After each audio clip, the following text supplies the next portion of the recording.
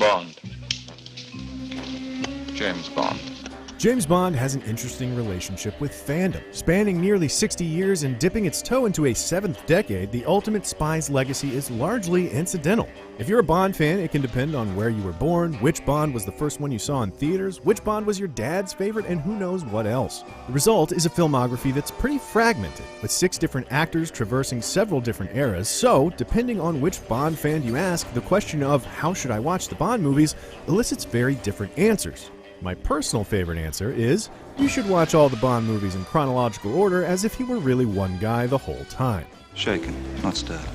007 made his bones over the years through largely standalone adventures. Daniel Craig's Bond is the only one that's had a legitimately continuous story, save for the back-to-back appearances of Jaws in Roger Moore's tenure. But what if you, like me, wanted to assume that all 24 movies and all 6 of the actors played the same guy start to finish? What viewing order could possibly accomplish that? How could all the recastings and side characters and villainous plot threads be kept coherent? I'm glad you asked, friend, because here follows all the fanfic, logic leaks, and general delusions you'll need to entertain to watch the entire Bond franchise in quote-unquote chronological order.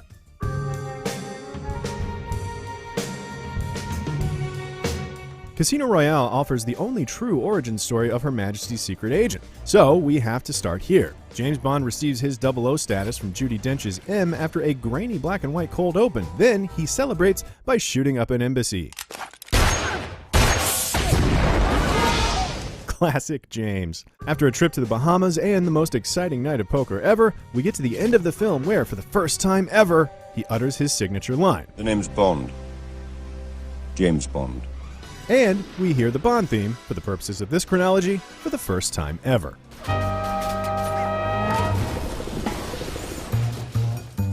Quantum of Solace picks up something like 20 minutes after the end of Casino Royale. The enigmatic Mr. White is still in Bond's trunk, and the bitter aftertaste of his heartbreak at the hands of Vesper Lynd is still lingering. Happily, a trip down to Bolivia to thwart Dominic Green's honestly ahead of its time plot about controlling an entire country's water supply is just the diversion he needs until he finds closure. He wraps up Quantum of Solace as a hardened agent of MI6, ready to work alongside Judi Dench's M once more. But we can't go to Craig's next film because in Skyfall we get this. You know the rules of the game. You've been playing it long enough. Which doesn't make that much sense because he just became 007 like 3 weeks ago. So when did he turn into an old dog? Old dog, new tricks. After Quantum of Solace, we start to see him turn into an old dog with the third stop in our chronology, Goldfinger.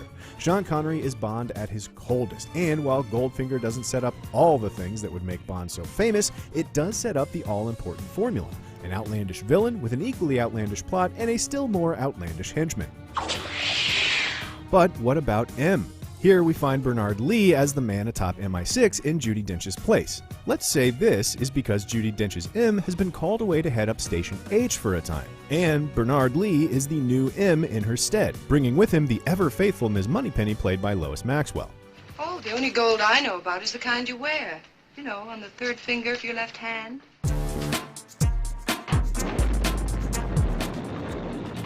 In Bond's following 3 adventures, he begins to encounter what will become his chief rival, Ernst Stavro Blofeld, and the special executive for counterintelligence, terrorism, revenge, and extortion, or Spectre if you don't want to just revel in that acronym. For your sake, I hope so.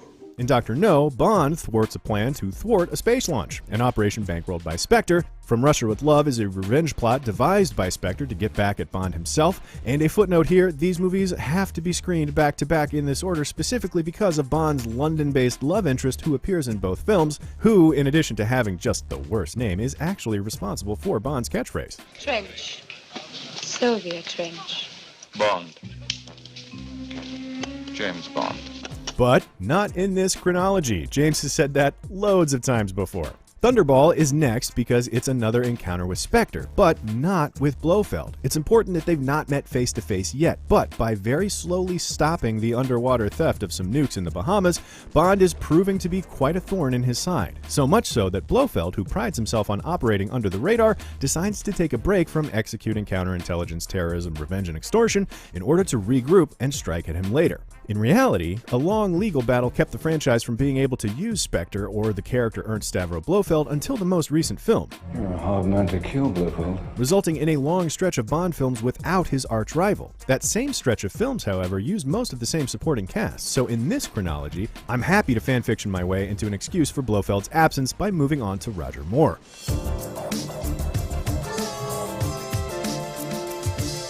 With Spectre laying low, Bond also has a chance to relax a little bit in a smoother, Roger Moore-flavored package. He's forced Spectre into hiding, so much so that he legally can't even mention them. But he is allowed to go about the day-to-day business of taking cases as they come. And after his Jamaican adventure in Live and Let Die, Bond must next take on Christopher Lee's excellent Francisco Scaramanga in The Man with the Golden Gun, and then go to space to stop Hugo Drax in Moonraker.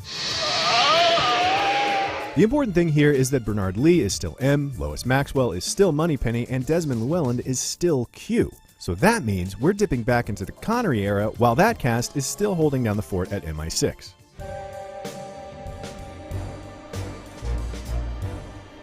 The high-profile nature of going to space and saving the world a few times plays havoc with the secret agent's ability to do their job. So, step one is to fake your own death. Well, now that you're dead, perhaps some of your old friends will pay a little less attention to you for a while. So the next movie up is You Only Live Twice. Bond finds his way to Japan where he pretends to take a wife while hiding out in a fishing village, then to a super iconic volcano lair and an enormous Austin Powers-inspiring showdown with his old pal Blofeld, who's decided he's done laying low. Goodbye, Mr. Bond. Even though James gets the better of him here, Blofeld comes right back in Diamonds Are Forever.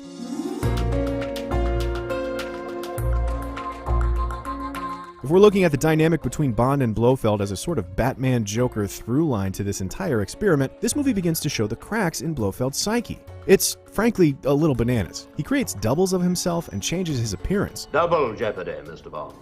Blofeld in the film is played by Charles Gray, who, in the previous entry on this watch list, played a different character, a contact of Bond's in Tokyo named Henderson.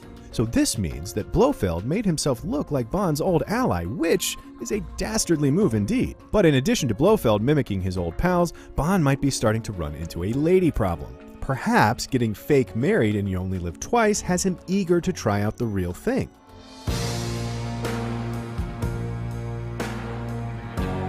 Enter Contessa Teresa Tracy de Vincenzo, daughter of a European crime boss. A chance meeting on the beach leads to romance, which in turn accidentally leads to Blofeld. James finds himself face to face with Telly Savalas in a Swiss allergy institute while also surrounded by beautiful women from around the world. On Her Majesty's Secret Service is all Spectre and Blofeld all the time, with Bond discovering a plot to brainwash the women into spreading weaponized bacteria to their home countries, which fits with the crazy schemes Blofeld is resorting to these days.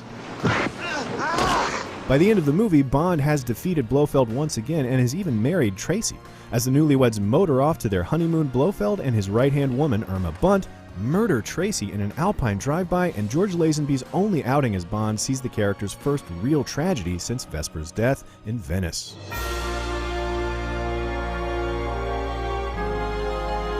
So, here comes a hard cut to Tracy's grave, and a less whimsical Roger Moore than when we last saw him having sex in orbit. For Your Eyes Only was, in real life, a more grounded course correction from the bonkers Moonraker, which was itself a reaction to the success of Star Wars. But in this chronologically perfect watch order, the film is, in addition to the graveside visit, a perfect follow-up to On Her Majesty's Secret Service. Firstly, he immediately gets to kill Blofeld.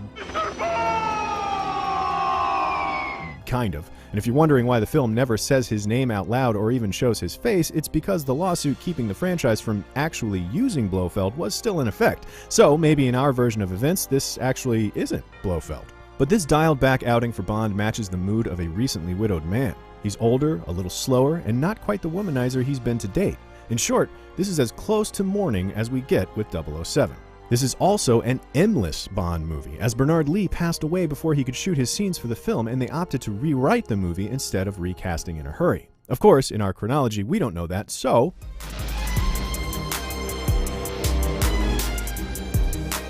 The Spy Who Loved Me is the final Roger Moore film to feature both Bernard Lee as M, so in essence he's still in charge in spite of not appearing in the previous film, and a mention of his dead wife. Many lady friends, but married only once. Wife killed. All right, you've made your point.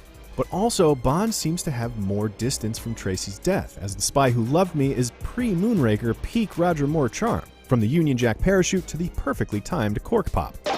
There's also zero Spectre and Blofeld, although apparently they tried initially to incorporate him as the villain, but yet another injunction forced them, in the real world, toward Carl Stromberg's oceanic-obsessed bad guy. Now you will pay the penalty. The film also briefly introduces an Admiral Hargraves, played by Robert Brown, who is clearly in line for a promotion. But wrapping up The Spy Who Loved Me with yet another tryst with a spy has to have taken its toll on the man. So next we move into Timothy Dalton's run. The Living Daylights and License to Kill features a return to the colder side of Bond with just a dash of Roger Moore's empathy left over. Meanwhile, Desmond Llewellyn is still trusty old Q, but Robert Brown got that promotion and is the new M for these two films, who brings with him Caroline Bliss as his Moneypenny.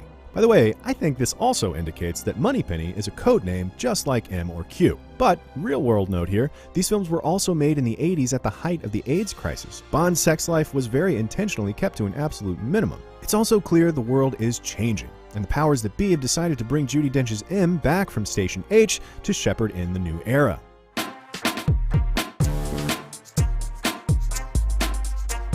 Pierce Brosnan's tenure as Bond runs the gamut from legit good with GoldenEye to tsunami surfing bad with Die Another Day, although fans of Bond's campier moments will say that film has actually aged quite well. But in terms of watching the franchise in chronological order as though he's one guy the whole time, they all occupy the same space. GoldenEye definitely comes first as it establishes a new order of business with Judi Dench's M as well as Samantha Bond as Dame Judy's personal Moneypenny. It should also be pointed out that Desmond Llewellyn's Q makes his final appearance in The World Is Not Enough, passing the torch briefly to John Cleese, who, in spite of his best efforts, was never really going to work out. Which brings us all the way back to Daniel Craig.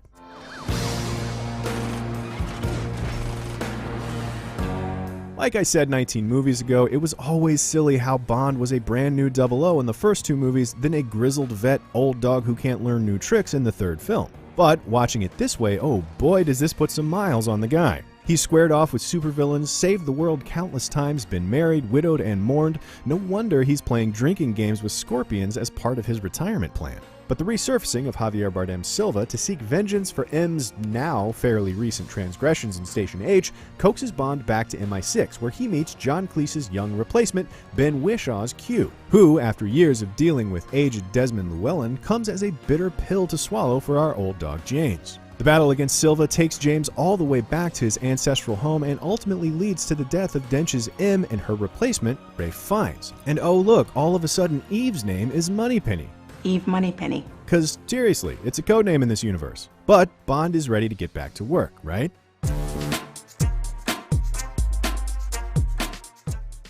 And back to work he gets, but still taking orders from his old M. He dives into the resurgence of the shadowy group that he thought he took down way back in Quantum of Solace, but it's not just a revival of Quantum, but a revival of Spectre. And sitting at the head of the table is his dear old adopted brother, Franz Oberhauser. Now, say what you will about Spectre as a movie, but whether you liked it or not, there's a way to watch this movie that makes it better. According to the film, Franz, who hated James because their father loved him more despite being adopted, rose through the world of organized crime to create Spectre, all in the interest of ruining James's life, and he pulled the name Ernst Stavro Blofeld from his mother's side of the family. But the problem with that is, the name is meaningless to James. Star Trek Into Darkness made the same mistake with Khan. In this perfect chronology, however, Franz hates his adopted brother so much that he renames his criminal empire and even changes his own name to something that specifically digs deeper, more intimately into his brother's psyche, with the revelation that Bond had fallen into Blofeld's orbit as a child. The man that took him in as an orphan, Hans Oberhauser, was in fact married to the Blofelds. How crushing is that? But also, like Casino Royale's unique origin story, Spectre is the only film that offers what could be a bit of finality to his story. He literally drives off into the sunset with Madeline Swan. But wait, the astute viewer is asking, 14 minutes into this video. Pretty sure you left out a couple Roger Moore films. And to that I say, of course I did, because it's time to watch them now.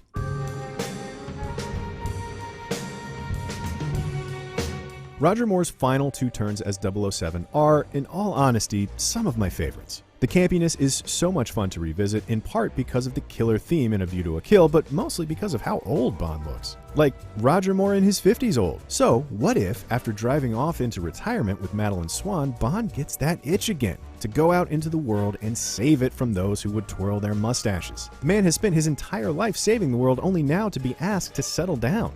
Sure, retirement was his idea, but expecting him to behave after the shit he's done and seen, it's even enough for him to go so mad for the old days, he imagines previous M's and Q's and money pennies on his way out the door for what amounts to an unstable, flashback-riddled, almost 60-year-old former spy embarking on unsanctioned missions. Imagine old man Roger Moore, and if you want to, here's a way Connery's off-brand Never Say Never Again would fit in as well, doing all of this while he's got Madeline Swan waiting for him at home. What lies is he telling her? What business trips does he say he's going on? Well, at some point, that all catches up with him and Madeline bolts, leaving him alone in retirement in Jamaica with, according to the trailer for No Time to Die, a bad knee. And hopefully No Time to Die isn't just a big remake of Dr. No, because that might make me rethink this whole thing.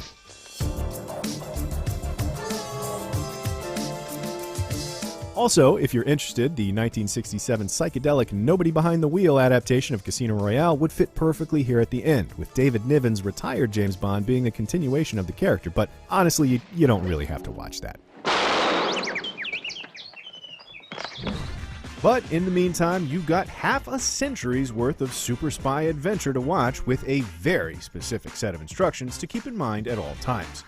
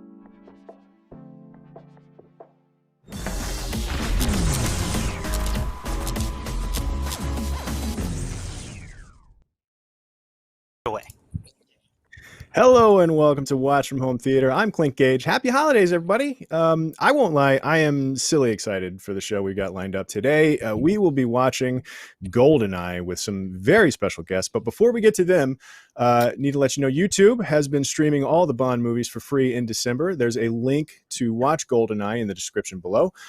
So you can open that up in a new tab and get it all queued up. It's also on Hulu and Netflix. There are links in the description for them as well.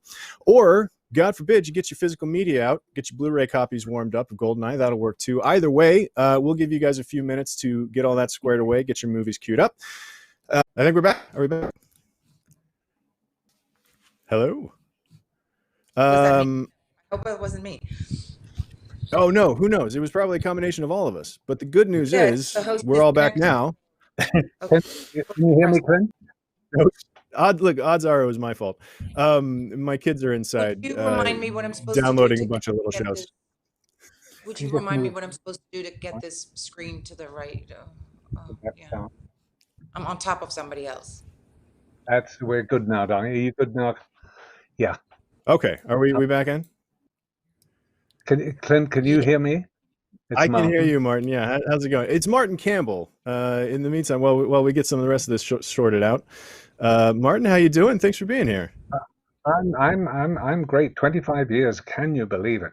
You know, of course, I've only aged about 3 since that time. So sure. But no, it's terrific to be here. And congratulations on only aging 3 years in the past 25. It's something we've all been striving to do. And of course, as you can see with Famke, he's actually got younger. So there you have it. You guys got the secret. When you get 25 years. I know, darling. Can you believe it? Jesus. No. Okay. Well, either way, I feel like all 4 of us are here now, which is exciting for me. So guys, I welcome and thank you again for being here. My first question is, one of the things that I find so interesting about the Bond franchise. Am I? Oh, where's Coco? Quick. Man. Sorry, Daniel. You're going to have to just stand. Is it me again? Oh, we're back again. Can you hear me, Clint? I can hear you guys. Yeah. Is it? Am I back? Am I having bad connection? No, we don't know who's having bad connections at the moment. So look, who knows? Well, either way, welcome to the show where we all have bad connections. The question that I wanted to ask, so I can stop talking with my bad connection and get to you guys, is the Bond franchise has been around for so long that everybody kind of has their own unique way into it, like how they were introduced to Bond. If it was the first one you saw in the theater, or if it was your parents' favorite Bond, whatever it was. So I want to ask you guys, and Famke, we'll start with you. What was your introduction to the Bond franchise? Well, I grew up in the Netherlands, outside of Amsterdam, and my father was obsessed with James Bond. But we relied on whatever was on television, and we could get our 2 or 3 Dutch channels, and then we could get the BBC, and but the reruns of. So my early memories are really reruns of the Sean Connery and Roger Moore. Mostly Sean Connery ones because my dad just loved him. So, and then when we were old enough, we could go to the theater to watch them, but we just, that's how I was introduced. Yeah, that's similar to mine. Mine was always the 12 Days of 007, I think, on TBS or TNT, one of the cable channels here in the States. Every Christmas would just play the Bond movies in no particular order. So they were just on kind of randomly every December. But so I get them all. They all kind of blur together. Some of the older ones, which is a lot of fun. But Martin, what about you? Cool. I can't hear. We lost his audio. We can't hear you. we got his tech support line in. There we go. Can you? Yeah, my tech support is my sister-in-law is sitting next to me to leap up and sort this out. Anyway, so in '62, I took her to see Dr. No, and she was an avid reader of the books. And as you probably know, the reason they became famous was President Kennedy actually put on, I think, his 10 best reader lists. And that's how the whole series became such a huge success, certainly the books. what also people don't know is, of course, I think there are only 7 novels written and some short stories. Quantum of Solace, for example, that title was from one of his short stories, as was Octopussy, I think, was another one that was taken from his short stories, even though the stories themselves were obviously very different to what the short story was about when they were scripted.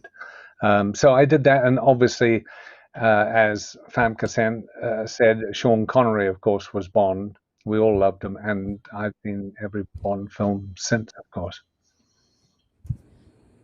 That's great. Brian, what about you? I think kind of a mix of seeing them on TV, but also we would get like these random VHS box sets for Christmas, or a family member would get them.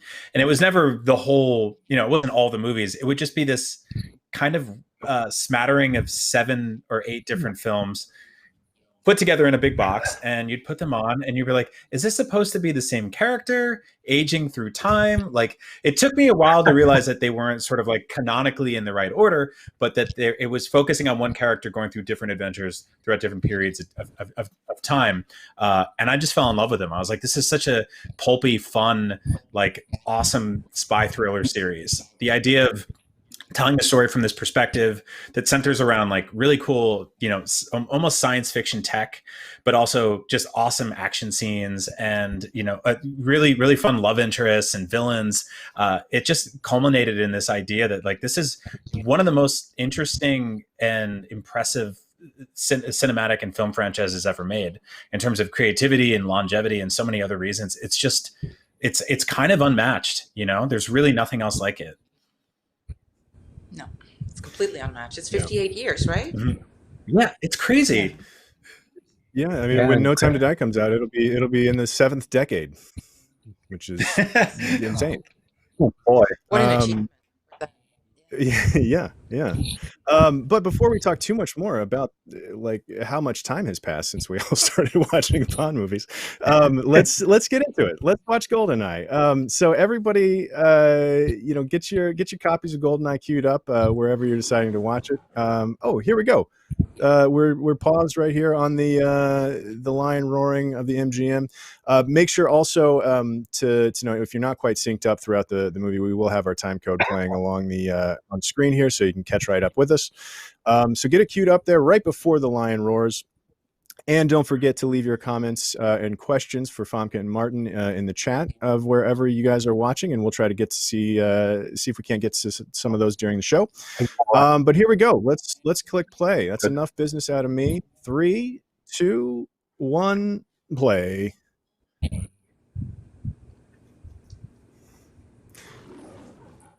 So I think that the combination of the MGM and United Artists logo for me was always like, in the way that I used to think the 20th Century Fox logo was the intro to Star Wars, like the MGM and United Artists logo is the beginning of a James Bond movie. Yes.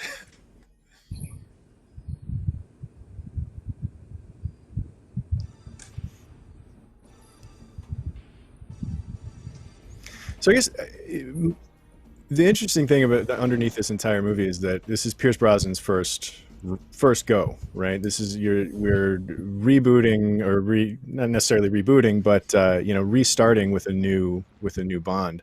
And so even After things like that, yeah.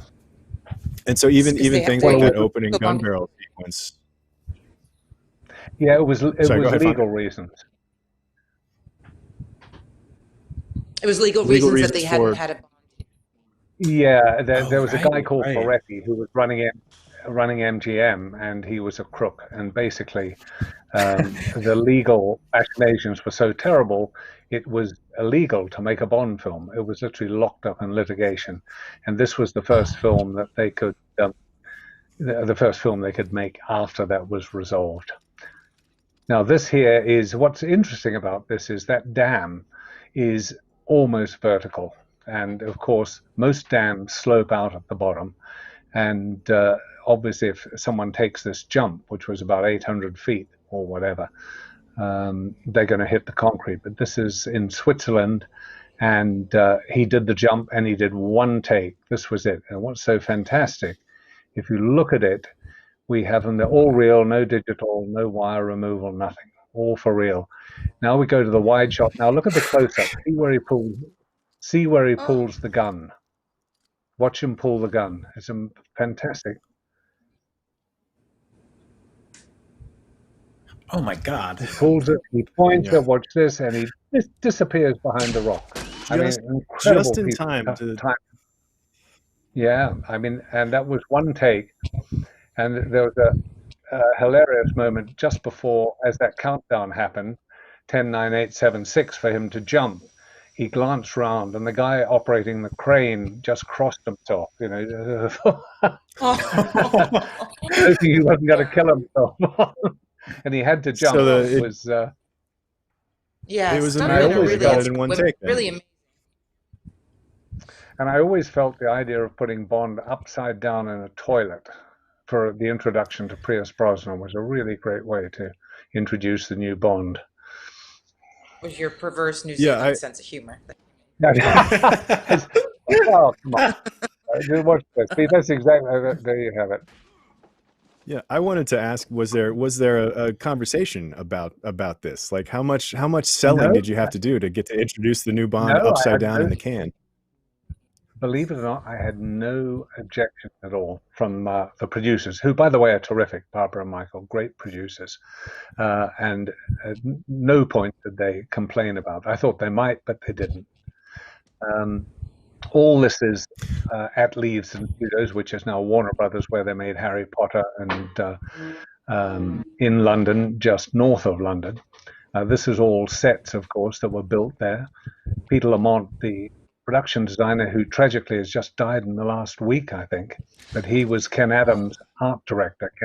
Ken Adam, you know, is the production designer on all the early Bonds. Fantastic design. He also did Strangelove, of course, and other famous films as well. And of course, we have Sean Bean there as 006. I do want to ask about because the cold open action sequence is part of the Bond formula at this point. I think it's got to be a good one, and especially with the first time out for Pierce. Was there any sort of pressure to kind of out Bond all the other Bonds with this opening sequence? No, it's not that so much, but you do sit down and talk about what can we do that's never been done before. You know, I think the greatest opening Bond sequence is that guy skiing off the, I think it's The Spy Who Loved Me, where he skis off the mountain all in one shot. I think is the most fantastic. So in a funny way, we had that in mind when we did this. But the idea is you always go for something that the audience has never seen before. We sit down, we discuss it. And I'd seen photographs, I'd seen documentary on this dam actually, because climbers use it to hone their skills for mountain climbing. So that's really where the idea came from. So the stuntman never even did a rehearsal. The first time he jumped was the first time. No. He said, he said, I'll do it once. He said, and it was 800 feet, I think, the drop. Wow, hell of a drop. I'd also read that the dam started after the film. The dam had started to lease space out to a bungee jumping company so that tourists could come and do that jump. Probably true. Yeah. Oh wow. Now that's terrifying. So here fun. The option's there if you want. And of course, Gottfried John plays the general here. He's a German actor. Excellent actor, slightly eccentric, but really good. So he played the Oromoff, I think is his name. There we go. So there's Bond doing ridiculous things. He sees they come pouring down. He shoots everybody.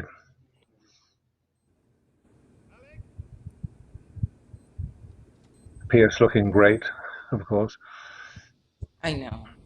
Looks fantastic. Now the censors, I wasn't allowed. I was going to ask, when was the last time you guys have seen GoldenEye? A couple of years. Well, we did a tour at the time when the movie came out, because nobody can promote a film like the Bond producers can. So we went all over the world and saw the movie so many times that I OD'd on it and I couldn't see it again after. What about you, Marty? When was the last time you saw it? Last night? No, a couple of years ago, something like that. Last night. Last night? Are you kidding me? Oh, God. Anyway, here he is. I became obsessed with playing the game with my friends and the GoldenEye video game for the Nintendo 64. And that came out a couple years after the movie because it notoriously took them a while to adapt it. And so I went back and we ended up renting this movie and eventually buying it on DVD, and we would just watch it together dozens and dozens of times. Because every scene in this film became, a level in the game. So we almost had everything memorized inside and out. Yeah. So here we are. There's our general. I do love this little beat in this action scene, in what is on either end of this action sequence, a pretty fast-paced, tense scene, and then there's this extended, quiet, squeaky kind of tiptoeing across the room, wheel right here in the middle. I remember telling the sound guys to give it a squeaky wheel.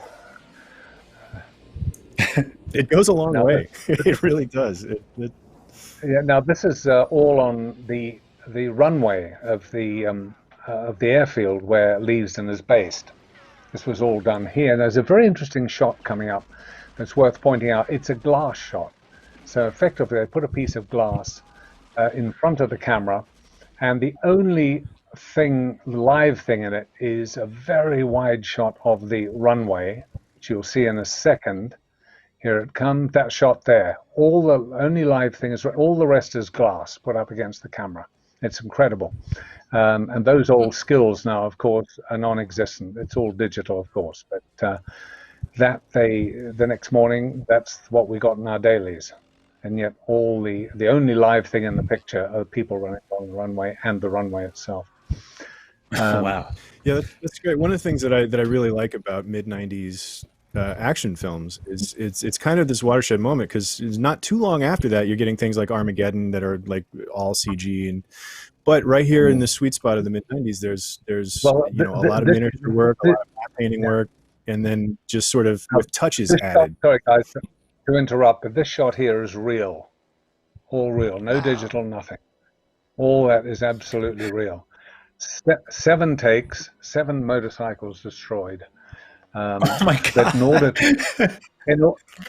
to get the motorcycle and the plane, because obviously the plane has to come in low and at speed, and the motorcycle cueing the motorcycle at the same time so that they could both be in shot at the same time.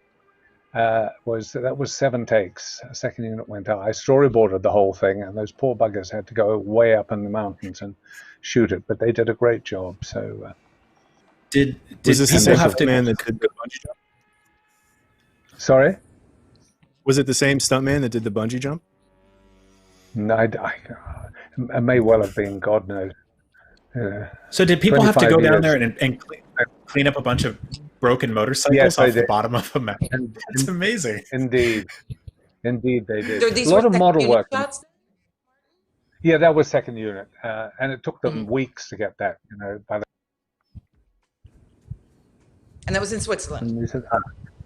Yeah, that was in Switzerland, absolutely. Yeah, and there's a lot of what's interesting about this film is that there's a lot of model work in it, a lot of model work, forced perspective, stuff like that. All the old tricks, which they don't do anymore, unfortunately, because they worked really well. The title sequence here, Danny Kleinman, who's done them, this was the first time he had come in to do it, and this was his first sequence he ever did, was GoldenEye, and he's subsequently done all the rest. I'm a very talented guy. Oh wow! But those are memorable. Yeah, from the Bond movies, don't you? Title sequence, they're just they're iconic. They're awesome. Yeah. What was the process like developing this title sequence? You know, it's pretty much what he does is he comes up with a concept, we look at it, we make suggestions, but in all honesty, it's pretty much him, you know, because his concepts were always very good. And the thing was that apart from minor adjustments, really, the work's all his. I have to give him credit for all of that, and I guess the subsequent ones as well. Very talented guy. And of course, the Bond theme song is another super important part. Oh, and Yeah, this Tina was Turner here. Tina Turner and The Edge, and they composed it, absolutely. And actually, yeah. Do you guys have favorites that stand out? I mean, obviously, you probably have a soft spot for this one, but do you have favorite Bond themes that, that stand out? Goldfinger for me is without doubt the best. yeah, it's a hard one. There's so many good ones. Yeah.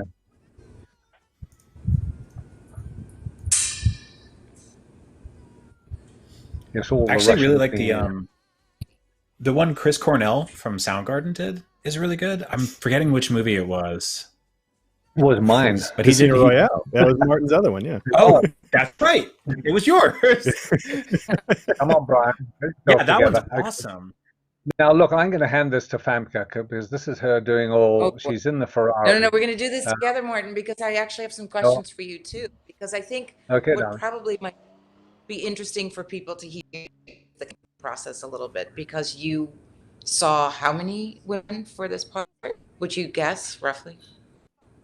What do you mean? You're talking about? Yeah, for my character, how many- many women did you see before I was cast? Do you know, Like, I hate to tell you, very, very few, Famke. We came to the States. Pam Dixon was the one who said, I think Famke would be terrific. And you're damn near the first one, because we had the casting session at MGM, if you remember, I think. yeah. And to be honest, that part we hadn't given any. You know, we were just waiting to see who was suggested and casting. And I think you were pretty much once we finished that session, we said, well, it's let's go with Famke. Who's terrific. I honestly, But I was flown to London for a screen test after that, so there was still yeah, you or would three- be, but that's standard procedure, though, if you know what I mean. Yeah, of course. Regardless of, Yeah. do you know what I mean? They screen test everybody in terms of whether you've been selected or not. So I think you got it pretty much on the first go, to be honest. I just didn't know that. Yeah. And all, this car chase, of course, was in France, in the so near Nice, up in the mountains there. I actually slightly forget what exactly what the location was, but you did your stuff in the Ferrari here, didn't you? You did. I did, and I was I wanted to take it for a spin, for a test drive, but I had to do it with the stunt driver next to me, and and it's probably best for everyone. I'm a bit out of control when I'm behind the wheel of a car. It did get damaged on one car, on one cut with the stunt drive, and it cost them $80,000 to repair the bloody thing. From what I remember, he was crying, and he was, because I had a male stunt person for the, I had a stunt man to double me for the driving sequence. And because I think they all belonged to the Ferrari, but I can't remember. And so it was a big deal when that car crashed. And I remember sort of the eyelashes and like everything going places when I saw him coming out of the car. I mean, the conceit. I always think the conceit of this chase is a bit ridiculous, because a Ferrari like that and a 65 Aston Martin compete. Right.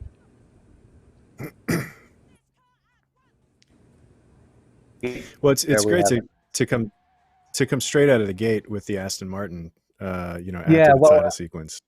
Yes, I think the 65 Aston, I can actually take credit for that idea. One of the few things I can take credit for, but there we have it. And we did this shot One from of the few behind things in here. this movie you can take credit for. Yeah, that studio you see there, and this is location now. And then we crane up and we see Monte Carlo. That's what we did. So the two shot in the front was location. Then, of course, we did this shot, which is, if you've been to the casino in Monte Carlo, this is exactly it. So, don't sit there, boys, get another chair. Right, so this is the wider shot. We actually shot in the casino. The opening shot inside the casino is shot at the casino. Then we built the rest in the studio. Now, yeah, we did get to meet Xenia there in the. Oh, sorry. Go ahead. Oh no, I just remember that we were shooting that scene in the studio. And that, you know, as always, we wake up at whatever 4 o'clock in the morning to go to set, get into hair and makeup and whatever. And for whatever reason, I thought it would. Am I right in believing and remembering that I chose the cigar as a prop, Martin? Yes. And by the way, one of my favorite scenes is is you dealing with the prop in the scene that's about to happen in any second. Exactly. I never stop laughing at the scene. And you deliver it brilliantly. I mean, just great. I know, but it made me so nauseous. Straight up with a twist. Straight up with a twist. and the Admiral always makes me laugh as well. Yes. I do want to ask too about this scene. How much fun is it? I mean, this is about the most Bond scene that you could possibly shoot. Like, you know, you're in a casino playing Baccarat. Does anybody actually know how to play Baccarat, by the way? Well, Famke does. Of course. And obviously, of course, you have to know the game, of course. But it was all the innuendo that went on that I think makes this scene so funny. It's a really good scene.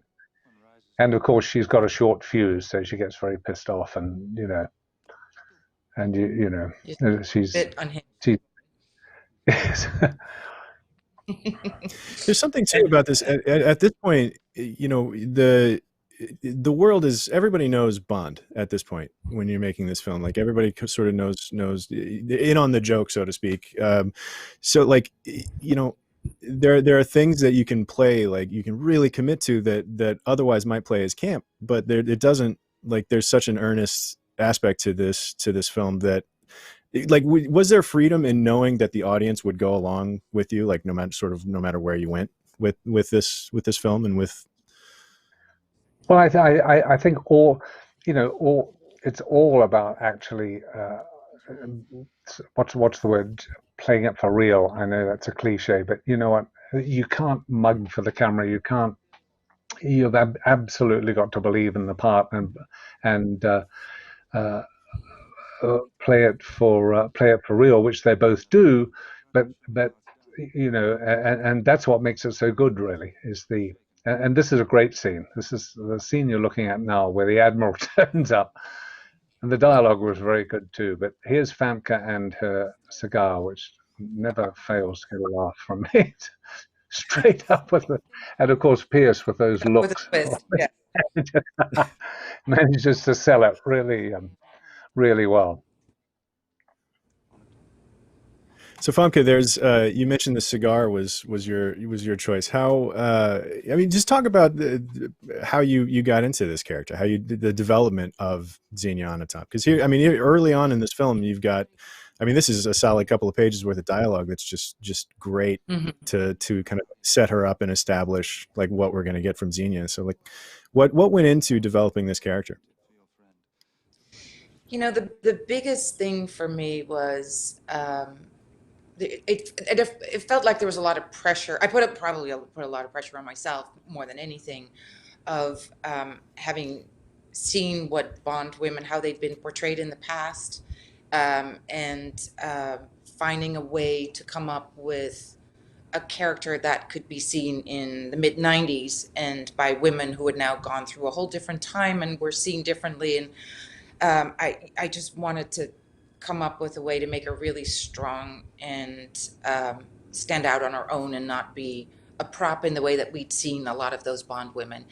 Probably didn't help that, you know, like I said before, like I mentioned before, the Bonds producers have always had this incredible way of promoting these films. And the first week of filming, we had probably about 200 people of the press over to do a big press conference and to introduce the characters and, you know, Martin, of course, and storyboards, and everything was set up. And I hadn't actually shot one scene, and I already was introduced to the British press. And the British press is notoriously bad and difficult and, you know, hard to deal with.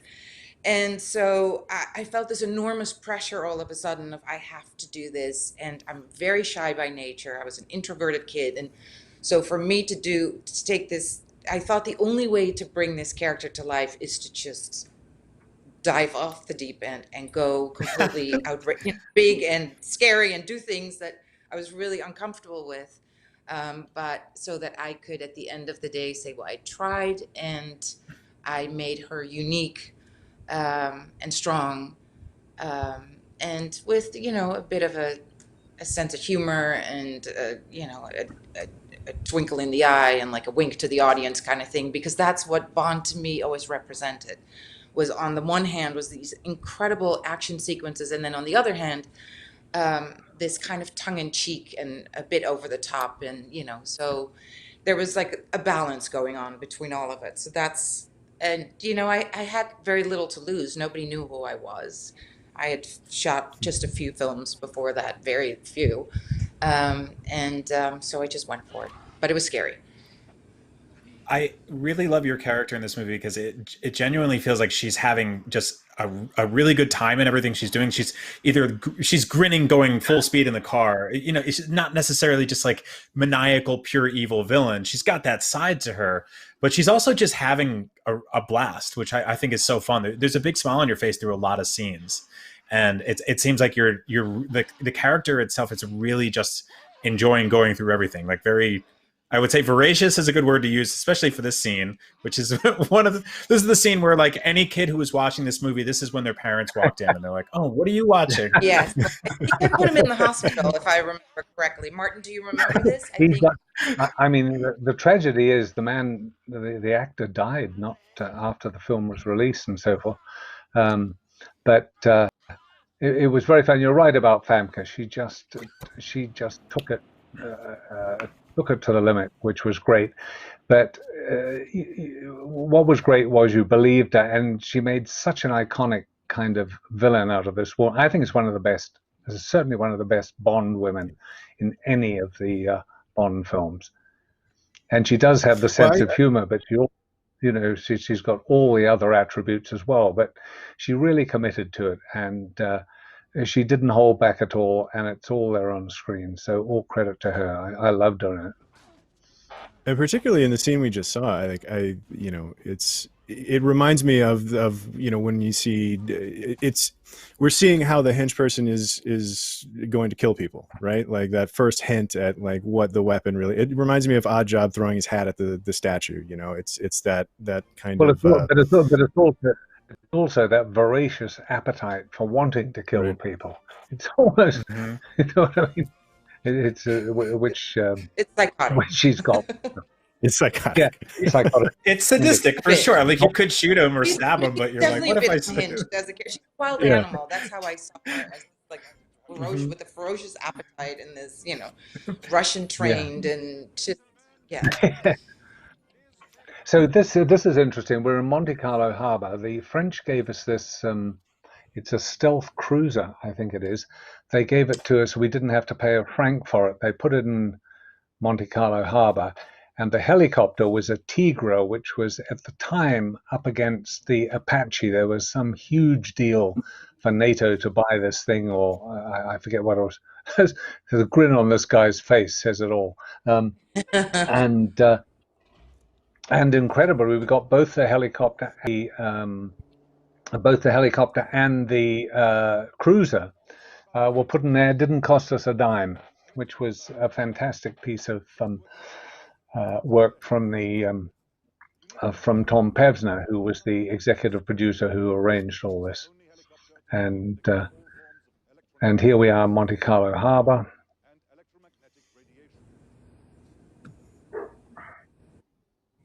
The guy on the left is our stunt arranger, Simon Crane. Right? Oh, of course. Simon, I had him play the part.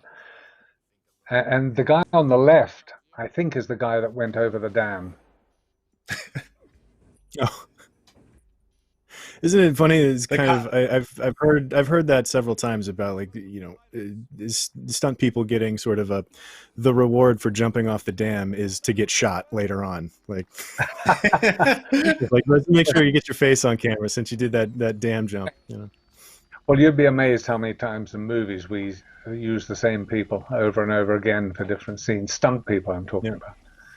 So here goes the helicopter. This helicopter could actually loop the loop and do all sorts of stuff. So off he goes. And then of course, we cut to Russia. We go to Severnaya, which is... they all clap. And right, and Russia was... We were meant to shoot in St. Petersburg, right, Martin? And then that fell apart and you had to build. Yeah, the reason was budget, quite frankly. Now I've lost the... Oh, no, we've got them there. Good. Now this here is that shot on the lot. What you see next, the wide shot, that is forced perspective. That huge dish you see is no more than about 20 feet high, and it's a model. Okay, now we... all in shot at the same time, forced perspective. Now we come down to the real doorway, and now we come inside the... computer room. I also like the sled dogs opening the sequence on the sled dogs, because it was a similar thing that you did in the opening sequence with, you know, you start the movie on the plane flying over that's you know, you start the scene with the escape route that will be paid off later, which I like establishing these sled dogs, because in this instance, like, this is getting ahead of ourselves a little bit, it's a solid 20 minutes before comes back. Exactly. And of course, that's how she gets away from the place at the end of it, right? Alan Cummings, you can see there. I don't think he was very well known then. Terrific guy, right? Really, yeah, and then I ended up doing X-Men movies with him after. You did what? He was in some of the X-Men movies I did. Mm-hmm. Oh, of course, Don. Yes, and indeed. Yeah, he was and also an Eyes I Wide. also ended up working with afterwards on. Oh, that's right. Yeah. Yes. Eyes Wide Shut, of course, he was in. Absolutely. Here's let's dig into a question from the audience. There's Simon Drake, who's watching on Cinefix, has a question, and this can go to both of you guys. Martin, we'll start with you though. Do you find it harder to shoot an action scene or a dramatic scene? Do you have a preference, or is there a... Well, they're very different, of course. An action scene is just about the action, so it's generally multi-camera. You know, stunts, arrangement. You've got a time-consuming to get it all done.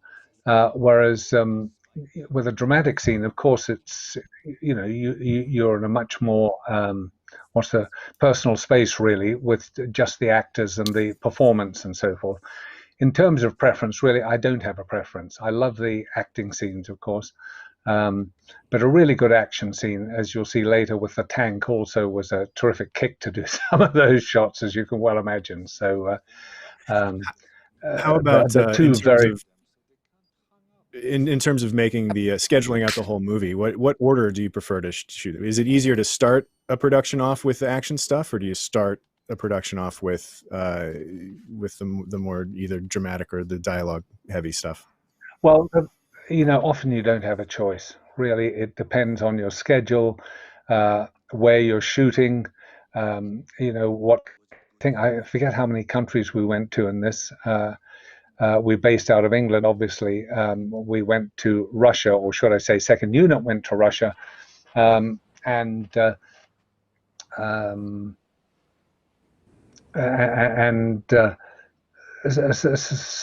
schedule is dictated by the finances, if you see what I mean. Availability of actors, for example, has a lot to do with it. An actor may not be available for the first 2 weeks, can only make weeks 4, 5, and 6. That's what they're contracted for. So that dictates the schedule entirely. Ideally, for me, it would be great to start off with performance, really, simply because, you know, you're working with the actors, and you're setting the characters and so forth. It's not so high pressure, right? And it's always nice to perhaps get 3 or 4 days of the acting, maybe even a week of it before you go into the action. That would be my preference.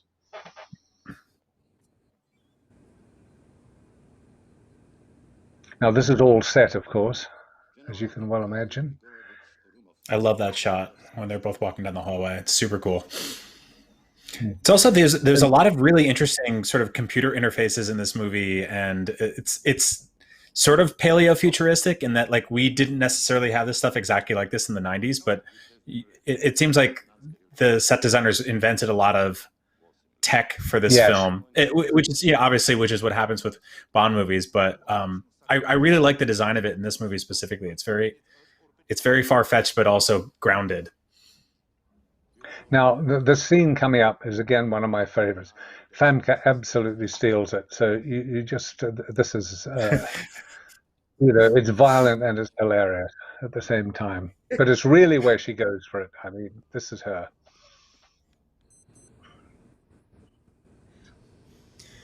Yeah, Famke, from scene to scene. I learned early on with Martin that he, and I think, I don't know if I give traits, like secrets of the traits away here, Martin, but you know, as a director, I think probably to keep the control as much as you could, you had a lot of the sequences already cut in your mind so that you wouldn't shoot an entire scene sometimes, only certain aspects of it.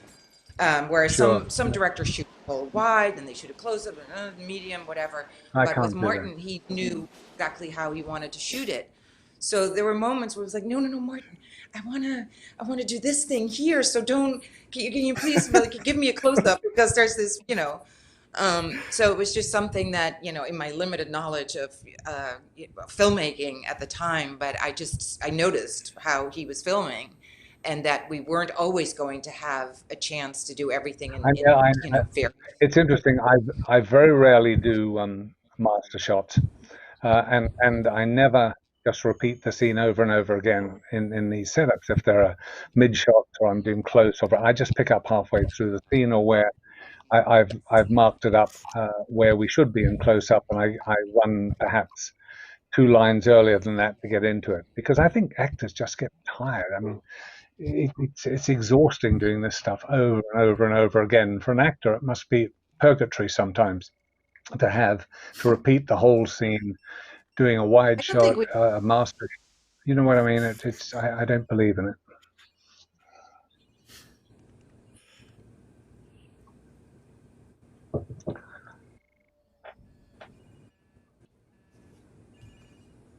And there we are. I do love that scene we just saw where Xenia guns down the entire room full of people, and she's just having the time of your life. Like, you're laughing, you're smiling. Basically orgasmic. I mean, that was kind of... It's almost orgasmic, the whole thing. Mm-hmm. Yes. And in fact, it is. Like I had nothing to use. Now, these planes you see in the background are all just cardboard cutouts. Oh, really? Interesting. Oh, that's amazing. Yeah, they just stage weight brace and a bit of blockboard. We had a brilliant set painter. He just painted the damn things. Here she is. That AK-47, I got to bring home. I was renting a house in London at the time, in Hampstead Heath area. And for me to assemble it, disassemble it, and, you know, all of it, they said, take it home and you can practice with it. Today, that would be unheard of. You could never nobody would ever give you an AK-47 to do that. But yeah, I did. And it was amazing. It really helped me, because with things like that, you don't realize, as, you know, for most people probably, is you want it. Now, guys, look sorry really to interrupt, but that's right, a model right. You can see. Model and all that's model. These are models. That's not. Yeah, I'm glad you mentioned earlier the miniature work in this, the model work in the film, because it's really good. And you know, watching this movie again, it's wonder again, like mid 90s action stuff when like all the model stuff is really good. And there's a legacy of that in the Bond films. You think about like there was a great guy called Derek Neddings who I think is one of Peter Jackson's heroes, and he was our model maker. He did all the Bond films up to this, and brilliant model maker, sort of totally instinctive. And he died sadly about 3 or 4 months after we finished, but he was absolutely superb. And I think Peter Jackson, as I say, rates him as probably one of the greatest model makers and practical effects guys in the business. And here we have Moneypenny, of course.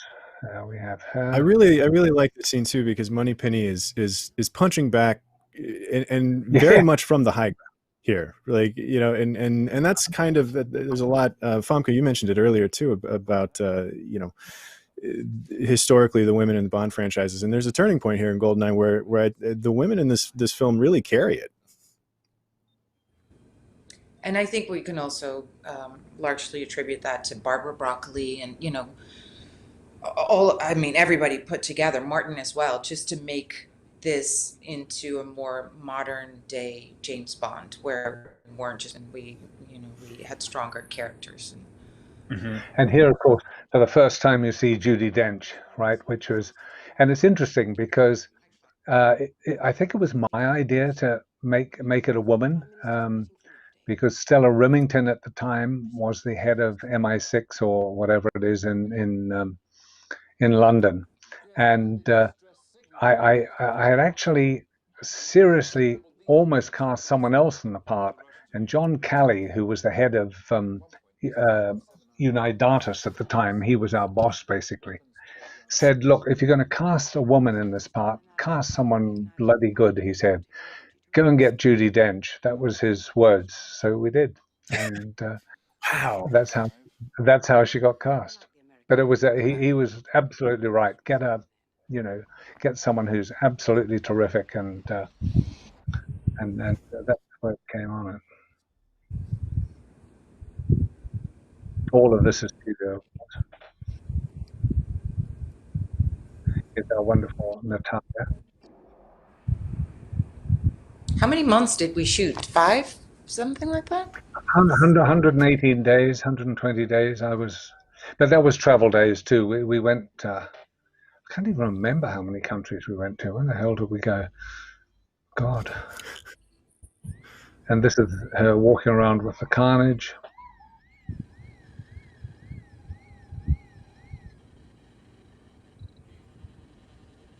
And of course, all these are practical effects that are about to happen. And off goes GoldenEye. The satellite shots in this the film really remind me of those great the Connery era you only live twice kind of satellite shots. Yeah, all the satellite obviously is all model. This is all practical. And of course, the effects, we shot this in the studio. Whites out the film, of course, and did you build the set with an idea as like what would look cool exploding, and that's what we'll put on the set for the first part in the first place? No. Or did you just look around when you got to the end and try to blow everything up? Well, no, it was all part of the set, to be honest. The all the bits that blow up, like the TV screen, and this is all sorry to interrupt, but this is all model. This stuff, a bit of digital with the explosions they look at too. But you'll now see a plane. This one, the last plane, I think, goes into in this one here. That's all model, all that stuff, all model. Boom, the whole thing goes up. Yeah, all of that. I was going to say it's sort of it's an interesting decision. We don't really see James Bond for a while during this James Bond movie, right? Like, no, you stick with Natalia for the whole, for all of this part. It's her escape from the facility and so forth. This is all model, of course. There. Yeah, and that's what I think makes Natalia such a good character. And again, to sort of circle back to the women in this film, like the agency that Natalia has in this whole sequence. And Brian, to your point, like Bond isn't around in a Bond movie for like 15 minutes here.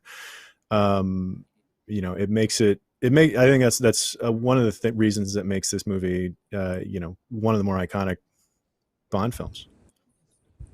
Yeah, and this huge thing that's going to come down was all done in the studio, one take, as you can imagine. Right, this, which is the point of the radio dish, I think, is that comes in. These are always nerve-wracking to film, simply because you've only got one take. There's no way you can reset this thing. And if anything goes wrong, well, and again, in those days, no digital to get you out of. Here she comes, she walks away, and down comes monster. Boom. Wow. Which gives her, that allows her to escape, of course, by the hole that is in. So that was one take and just a handful of cameras? Yeah. Probably about 4 cameras on that, maybe 5, I can't remember, but this is all. Take just a few minutes to reset that entire ceiling. Yes. Well, I have to tell you, it was a tight budget on this movie, simply because no one had any idea after 6 or 7 years as to whether Bond was still relevant. I mean, they were genuinely worried about that. So our budget on this came out at 58 million. Was the final budget for this movie. Wow. Compare that to today. Yeah, well, right. I think they're close to 300 at the moment, so Oh my God. that gives you an idea of. Well, kudos to you, Martin, for putting that. Look at this. This is 58 million. I know all this. I know. Here we go. So, Michael Kitchen, of course, playing the techie guy is very funny. I do like how Bill Tanner will always be the only guy in the room with a loose tie. I know. Yeah. Like, he's just tired. He's just tired. He also makes that gaffe about M, where she comes up. If I want sarcasm, I'll talk to my evil queen of numbers. Yes, and I want sarcasm, I'll talk to my kids. Thank you very much.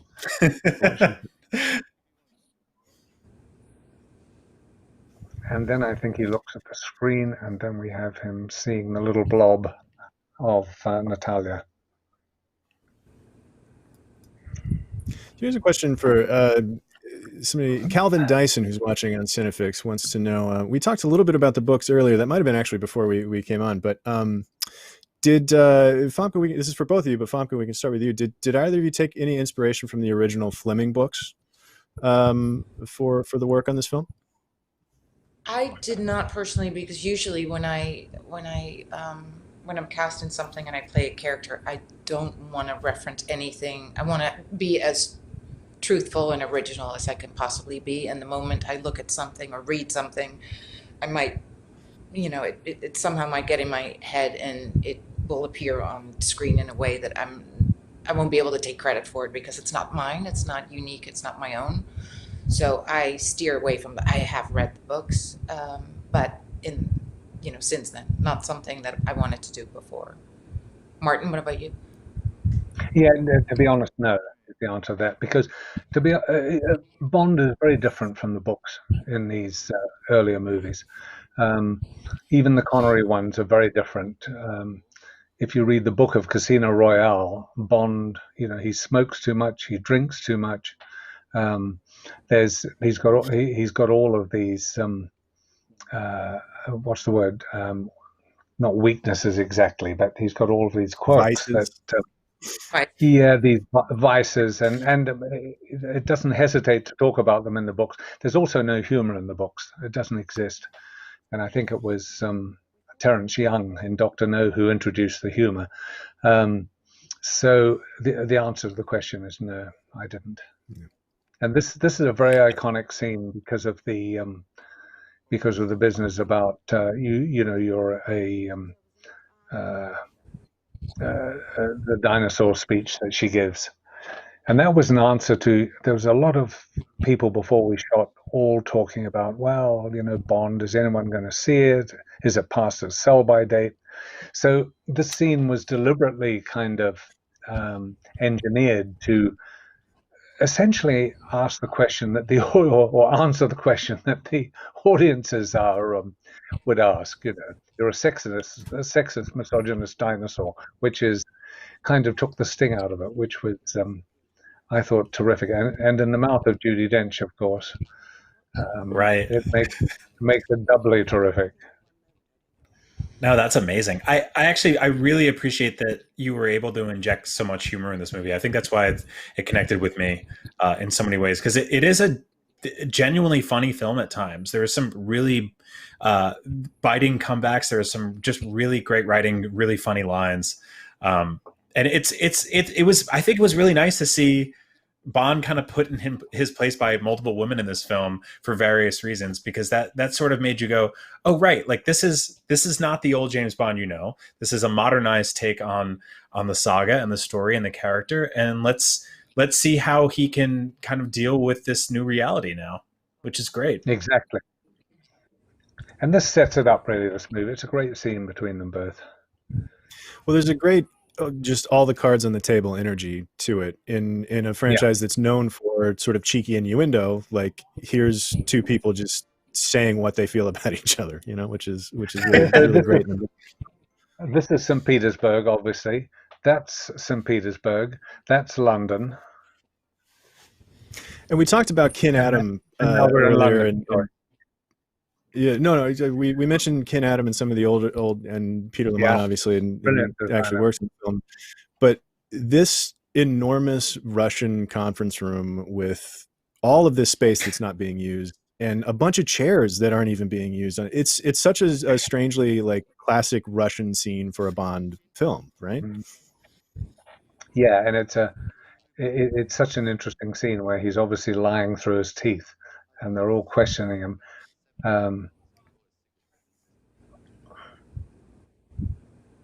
Yeah, good scene. Very has a Russian feel about it.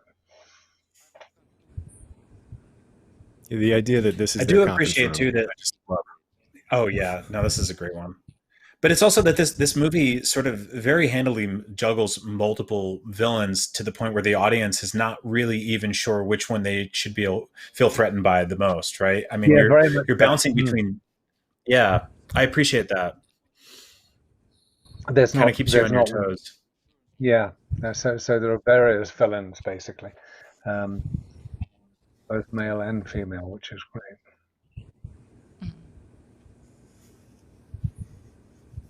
He has such a great face, Godfrey. Yeah, doesn't he? He's so a much very good character. actor.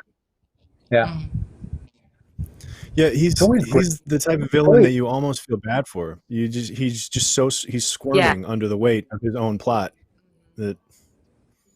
And one of the great things about Bond is when with the producers is they allow you to use people who are not necessarily stars or have big names, anything else, as in Gottfried John, very well known in Germany, but no one else really knows him. And they allow you to do this. And that I think works fantastically well. They don't say, well, he hasn't got a name, therefore don't use him. They will. Debbie McWilliams, the casting director, very theatre orientated, goes all over Europe looking at the theatre. He goes to the shows to see if there's anybody new. You're never forced to, because someone's name means something, to actually use that person. So you really get to use the actors that you want. And here's, of course, Hugh, right? These are always some of my favorite film scenes in these movies, because there's almost it's a hybrid of there's a little bit of slapstick. It's got a little bit of Willy Wonka's Chocolate Factory. You've got a little bit of, they're constantly guilting and shaming Bond for taking his toys out in the wild and utterly destroying these one-of-a-kind, original inventions and stuff like that. These are always so much fun to me, and I feel like GoldenEye, this whole sequence is one of my favorite of any of them. Well, the hilarious thing is when he gets the pen out, Desmond could never remember how many times he pushed the bloody thing. So he would say, and you click it 3 times, and he'd click it 4 times. And then he would say, and to disarm it, you click it 3 times, and he'd do it twice. It went on. And I turned to the script girl, who was like, you have no idea what the invective coming out of her mouth was. It was hilarious. It's very funny. And he actually says, Desmond, he says, I'm the worst guy in the world with props. I can't handle them. That's amazing, because that's his whole, Q's whole thing. Is look at these amazing props. I did get it in the end, but my God, we went a few takes for it. It was hilarious. And of course, this does have a very Roger Moore era feel. I'm afraid it's that was fun. Yeah. We had a few of those scenes, and I think and he's so marvelous, This is cute. He blows the head off. I always love this gag at the end. Yeah, this whole scene always had a very sort of like Leslie Nielsen Naked Gun feel to me, which I really love. It's right up there with it, isn't it? And then that's my and that's my sandwich. It's my lunch. And of course now, for the Russian airport, you see there, that's Ascot Racecourse. So it's leading up to the stands at Ascot, be used as the airport. I wanted to ask about Jodan Baker here, because he just in just 2 films prior to this, he was a bad guy. He was a villain. This is probably me, because I'd worked with Jodan on a TV series called Edge of Darkness that I did for the BBC, and he played a big part in that. And it was probably me that got him in. I can't quite remember, but he's good. Yeah, going straight from the car at Q Branch to this car in Russia.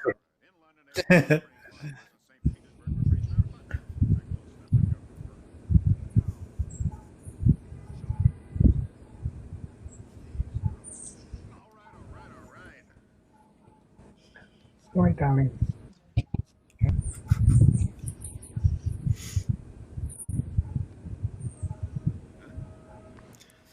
Again, like, let me see the tattoo and Muffy, and this is just a straight up comedy scene in the middle. I know, it's cute. And then I love the line that the scene ends with too. Do you do any gardening? Actually, there is a story about that, and there was a whole kind of. He was always fascinated by gardening and plants and so forth. I cut a lot of it out because the film was running long when I tested it, about 10 minutes long. So I cut some of that stuff out. So they're a little bit out on their own, those lines. But it was just necessary for the pace of the whole movie to take some of that stuff out. Yeah, because he comes back and mentions the trees and the types of plants that he sees in scenes towards the end. But in this case, it works like a great joke. Like it's like he's asking about how to get rid of a tattoo in that particular line. Yeah. So it stands alone, really. But it did have a whole background, this stuff, and a speech. And this is shot in London. This is a location in London.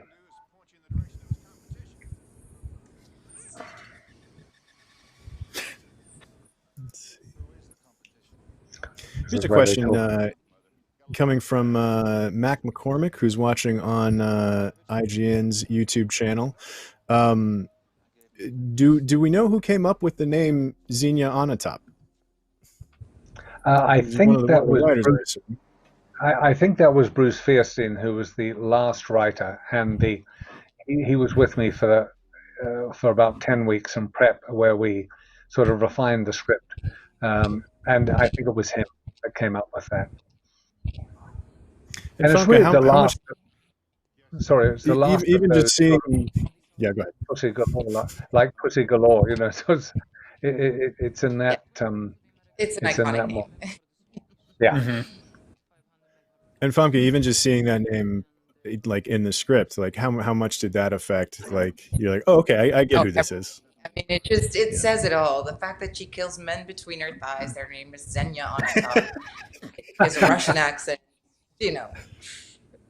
Yeah. And they exploit the name a lot too. Yes. Right. In sort of. There he is. Oh my God! He says, "There's meet me." It makes me like nostalgic. There was, yeah, right. There was an era where you could get an email and it would just say incoming email, because you got so few emails that it would do that. And now that it would do that like 5,000 times a day. And this, what a wonderful time. You have to turn all those notifications off. I just noticed his peace sign sweater too. Yeah, mid-90s was another golden age of hacking. I think it was yes. We weren't all quite 100% aware of the internet and what it was going to be and what it was going to mean to us, but like we knew it was out there and we knew there were people who knew how to use it. This car is very Mr. Bean. I love it so much. Yeah. The color, the whole thing. Yeah. You have this. The fact that they don't really fit in it. It's great. Yeah, well, I know. And it's this bright primary color against. Yeah, with the hats are all puffed up against the top. And then we play the church scene. This is in London. It's a Greek Orthodox, actually. The church, she comes in. This is the meeting place with her and the pub. You can keep working, darling, if you want. Yeah, it's fine.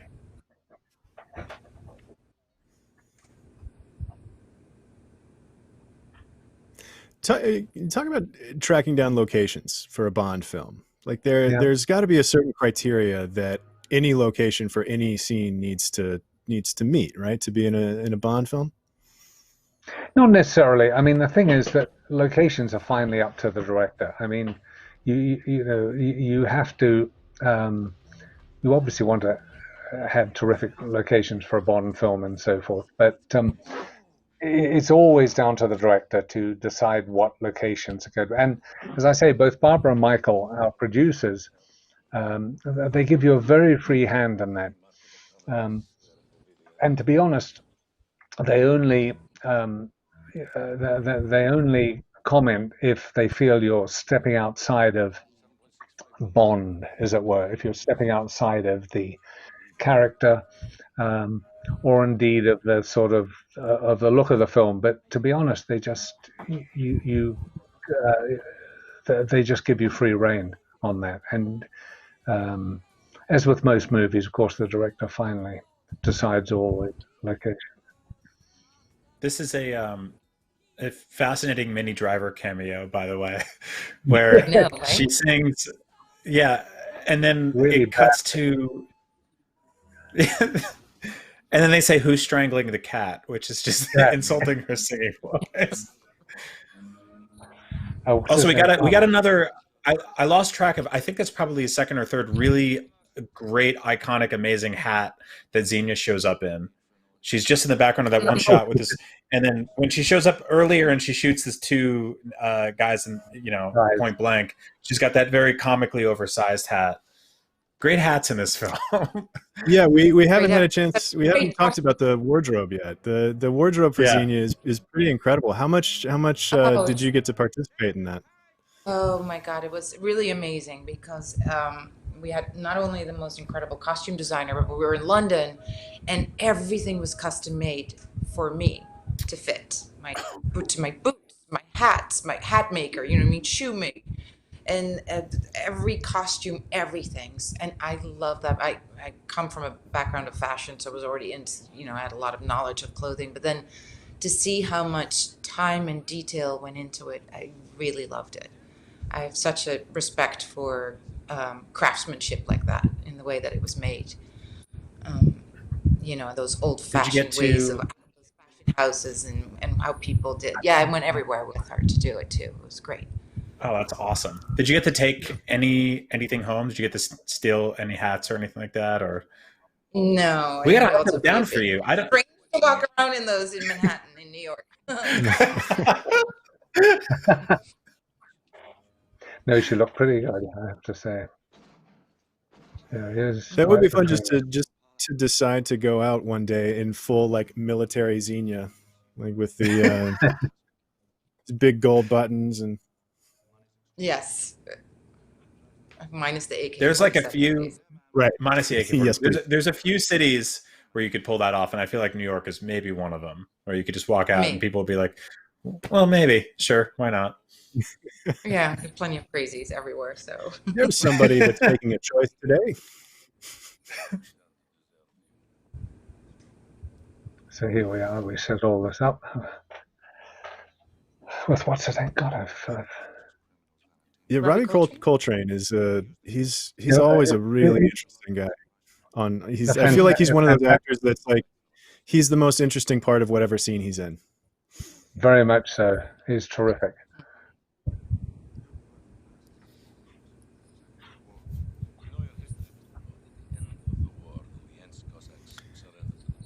If he was in that terrific TV series, what was it called? The British TV series, Mark Cracker, I think it was called. Absolutely terrific. And he appears, I think, in the next two Bond. Yeah, he shows back up. Yeah. Yeah. I like his character as a as a source of exposition to sort of help move the story along a little bit, but also like the flawed sort of squirmy like who's counting how many helicopters I have is such a fun little underbelly. Yeah, no, he brings something to the scene, doesn't he? This is a great scene, of course. It's one of the best Famke scenes about to come up. This was studio, by the way. We shot this in the studio. Yeah, well, and also I broke my rib during the scene. I know. I remember. Yes. She did, well, the walls were padded, and Pierce was, throwing me up against the wall, and I said to Pierce, just don't worry about it. Just throw me hard because I don't want to have to act it too much, and it's going to look fake, and I don't want to have to fake it. So just do it. And then he did it, and then all of a sudden I couldn't breathe. So we had to stop filming for a bit, and then it wasn't until I came back to America that I found out that I had broken a rib. But they hired somebody, which is still a bit puzzling to me, this woman who came to do work on my back, and then she said she started talking about like, she was like sort of psychic, I guess. Started talking about, I see, do you like to drive fast? And I go, yeah. She goes, well, just be careful. And I was like, oh. And then she said, do you like comedy? And I said, yes, I love comedy. She goes, I can see Woody Allen smiling at you. And only reason why, because I wrote at the time, I wrote to my then husband this thing of like, wow, this woman said this thing. And then I got cast in a Woody Allen movie about, I don't know, I can't remember, 3 months, 6 months after or something. But the most hilarious part to me is that she wasn't that psychic that she knew that I had a rib. But yeah. Oh. But yeah, so I guess I filmed with a broken rib for the rest of it. And actually, we double pierced a couple of times here. It's a great scene. And actually, we put kind of rubber wallpaper up, didn't we, Famke? But that didn't. Yeah, you padded it. Didn't do that much good, I don't think. This is just great. Look at this. Bam! She takes the hit there. Well, it's such a memorable fight scene too, because it combines, I think, pretty much everything that makes the Bond franchise famous, right? Like it's a fight, and like all of the judo tosses kind of feel like the fight scenes from the Connery era, but it's violent and sexy and a little cheeky, and like it's everything that the Bond franchise is rolled into one just really cool fight scene. Yeah, it's a great scene. Yeah, it's a really well, it's also wonderfully formed acted. it's formed from the context that despite all the conflict happening in this story right now, James Bond has time for like a leisurely swim. He's like, I'm going to go jump, swim around for a little while. And he's like, oh, you know what? He is James Bond after all. He's like, I need some me time right now. Now, this little shot you see here, what you'll see is when he rabbit punches her on the back of the neck, we go close. I had to do this weeks later because the sensors wouldn't allow the hand to chop a neck in shot. It had to be done out of shot. So we had to go back in. Not the smoothest cut in the world, but that's another iconically the chop to the back of the neck, which I don't understand how that knocks anybody out, but boy does it in movies. British censors said no, so we had to change it, unfortunately. Martin, can you tell us about this statue part? Because this is, to me, one of my favorite settings in the whole movie. It's borderline horror film. It's really fascinating. What is this place? Well, first of all, we built it, so it's outside on the lot, and Peter Lamont. This was where Glasnost, I suppose, where Russia had collapsed. So these are all the old statues of Lenin and Stalin and so forth. They've all been pushed into this kind of graveyard, if you will. So that was the idea, that he's now walking amongst the ruins of what is left of the Bolshevik communist rule, and that's where it came from, basically. And it seemed a perfect place, of course, to reveal, reveal 006, Sean Bean. It was a great sort of surprise moment in the film where he comes out, he walks into the light, there he is, and off we go. Now, a great thing about this reveal is that Sean Bean, almost to the point of parody, has become this character that gets killed off very early on in the movie season. And in this one, that happens, but it turns out to be a misdirect, and he returns as sort of the true villain of the film. Sure. Which I love. I do enjoy. You can't find him somewhere. The supercuts of Sean Bean dying in movies that are they just keep getting longer. He dies in every movie he's in. He drops from a great height. I've died quite a few myself, so. That's true. That is very true. Yeah. He's a fun guy, Sean. Actually, he likes his beer and he likes his soccer. He's a terrific actor. He's really good.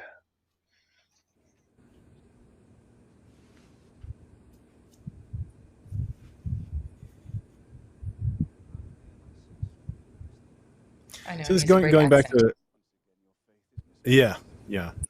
I do like it in this film. He's a little I guess fancier is the first word that pops into my head than he normally is. Like he's putting on a sort of a more, it's like he's putting on a sort of a more James Bond voice in a way. Indeed, he is. Well, it's a much more English voice. I don't know. He's from north of England, I think. Sean, and it's northern.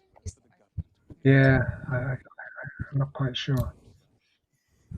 But yeah, this blew my mind when I first saw it. The idea of a sort of like evil James Bond, like there's multiple 07s or 06s, and here's this evil version that showed up to kind of get revenge, but it was also kind of corrupted by the system that he came up through, which I always thought was so interesting. Yeah. Well, it works together with that theme of that, we were talking about with the Judi Dench scene earlier. It's like, what, is Bond, everything we know about Bond, like, is it working still? And here we have, the villain of this movie is, a good foil for that. And it's also so nice to see all these actual dialogue scenes, so that it's not just action without any kind of. True. I mean, that's the biggest difference, I think, between this movie and a lot of the other films that came after that. No, totally. Yeah, this movie does a really great job of letting sort of characters exist and breathe for a while, which I always loved. And this, of course, is they built a full-size helicopter for this, for all the scene. And when the top comes off, it's obviously models.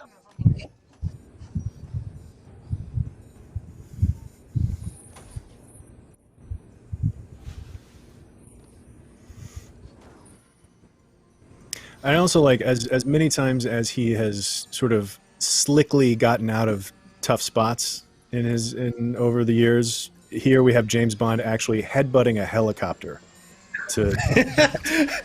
Ridiculous. Anyway, so he fires off the missiles, and guess what? They turn back.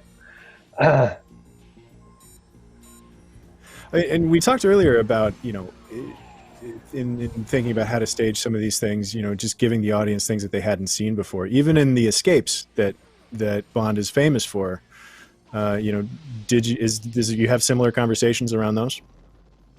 Oh yeah, is to I mean, one of the interesting things in here, of course, is he doesn't have any, you know, apart from his belt and his pen. There are very few gadgets in this movie. Actually, you know, there's not the which in later movies, of course, they happen. But all that's model, of course. We shot that on the lot. Down it comes, right, and then he's out, and then she kicks him in the shin. Yeah, I guess I never really put that together. He doesn't really have a ton of, you know, rocket shoes and like signature. None of that. Like there's the pen is obviously the clicking pen you see return. Yeah, I mean that, and of course they play a part in it. I mean it's and in come the vehicle, and off they go into this fast Russian-looking.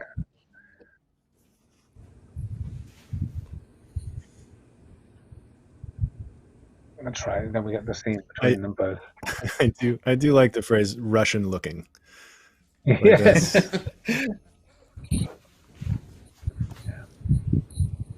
And Isabella's interesting. You know, we were like, I think 5 days from shooting, or maybe a week or something, and we still did not have a lead girl. We tested, I think, about 6 girls. We weren't satisfied, and I sat down with Debbie McWilliams. I said, we're shooting in 6 days. We don't have our lead lady. And she said, well, we've gone through everybody. We went through them again. I said, is there any country in Europe you haven't actually gone to check out the time? She said, there's only one, and that's Sweden. So I said, I said, well, get on the plane and just go to Sweden and, for God's sake, see who you can find. The next morning, she rang and said, I've got the girl. And she turned up with Isabella. And it was terrific. And Isabella was a singer. I mean, I think she had a gold record in Sweden. She's actually Polish, but lived in Sweden. She was a singer, and a fairly successful one over there. And in the end, that's how we got her, literally at the last second.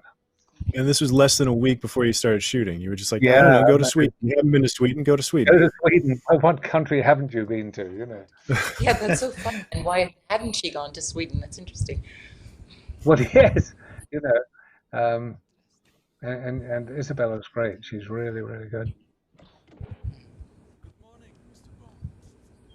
And there's a scene I like as well where Oromov goes bananas. And this is also another scene where Natalia gets to tell the boys to shut up. Yes. Which is great. Boys with toys, I think, was the the squabbling that goes on between them and the two guys, and then Checky Cairo is another actor who he's in that category of like, oh yeah, I love that guy. Exactly. Kind of actors. I think he was in.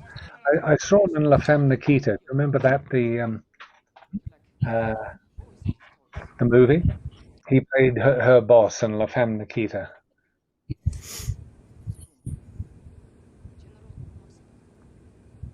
It's a great beard too. How it just cuts diagonally down like the middle of. We should all have beards like that. We should all be Right? so lucky. I don't know if there's a beard. We should all be so lucky. I don't know if there's a name for that. It's an amazing. there's got to be a technical term for it.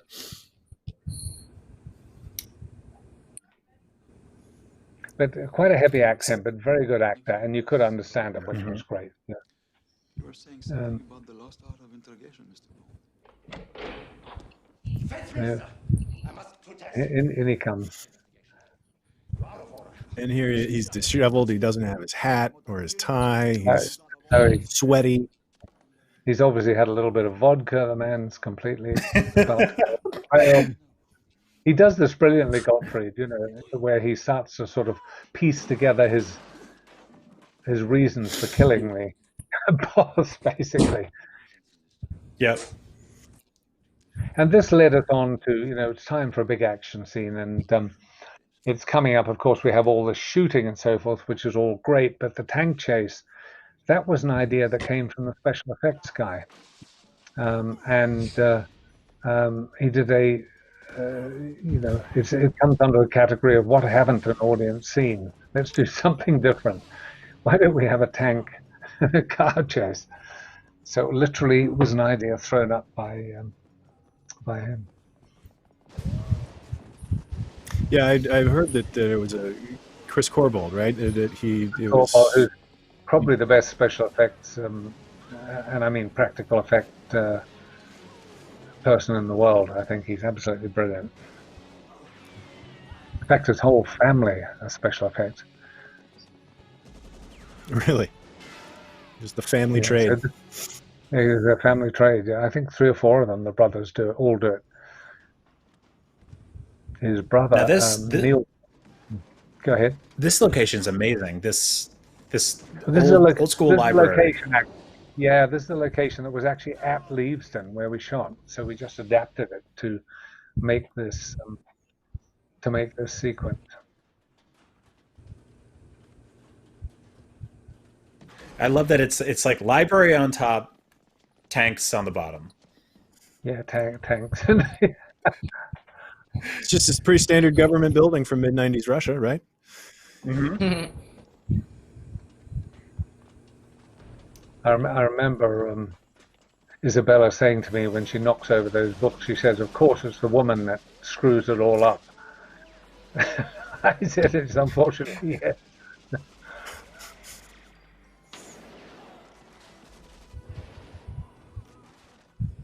Editor did a great job on this. Terry Rawlings, he cut Alien, the first Alien, so very good editor. Oh, man.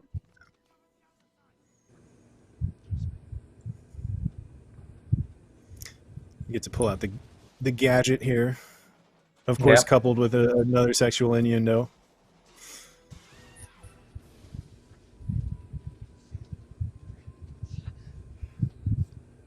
No, it was exactly the right time in the film to have a big action scene. This is what it. And as we're sneaking up on the tank chase here, but in terms of sort of the staging of this chase scene, I get a lot of cues from. I mean, there's a Moonraker hovercraft chase kind of energy to it, and the Live and Let Dies, where the boat chase, where all of the cars are piling up and everything. Did you I mean, you want to make sure you do something that the audiences haven't seen, but did you look at earlier Bond films for inspiration? Well, I knew all those scenes, of course, because I'd seen those Bond films quite a few times.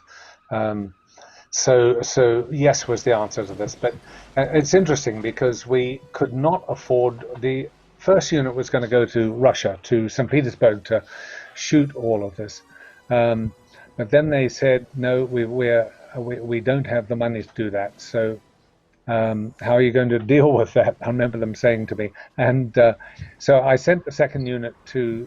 I sent a second unit to St. Petersburg to pick up the stuff around the canal. And we built all of this on the lot. So the whole of St. Petersburg you see, that's obviously the real St. Petersburg.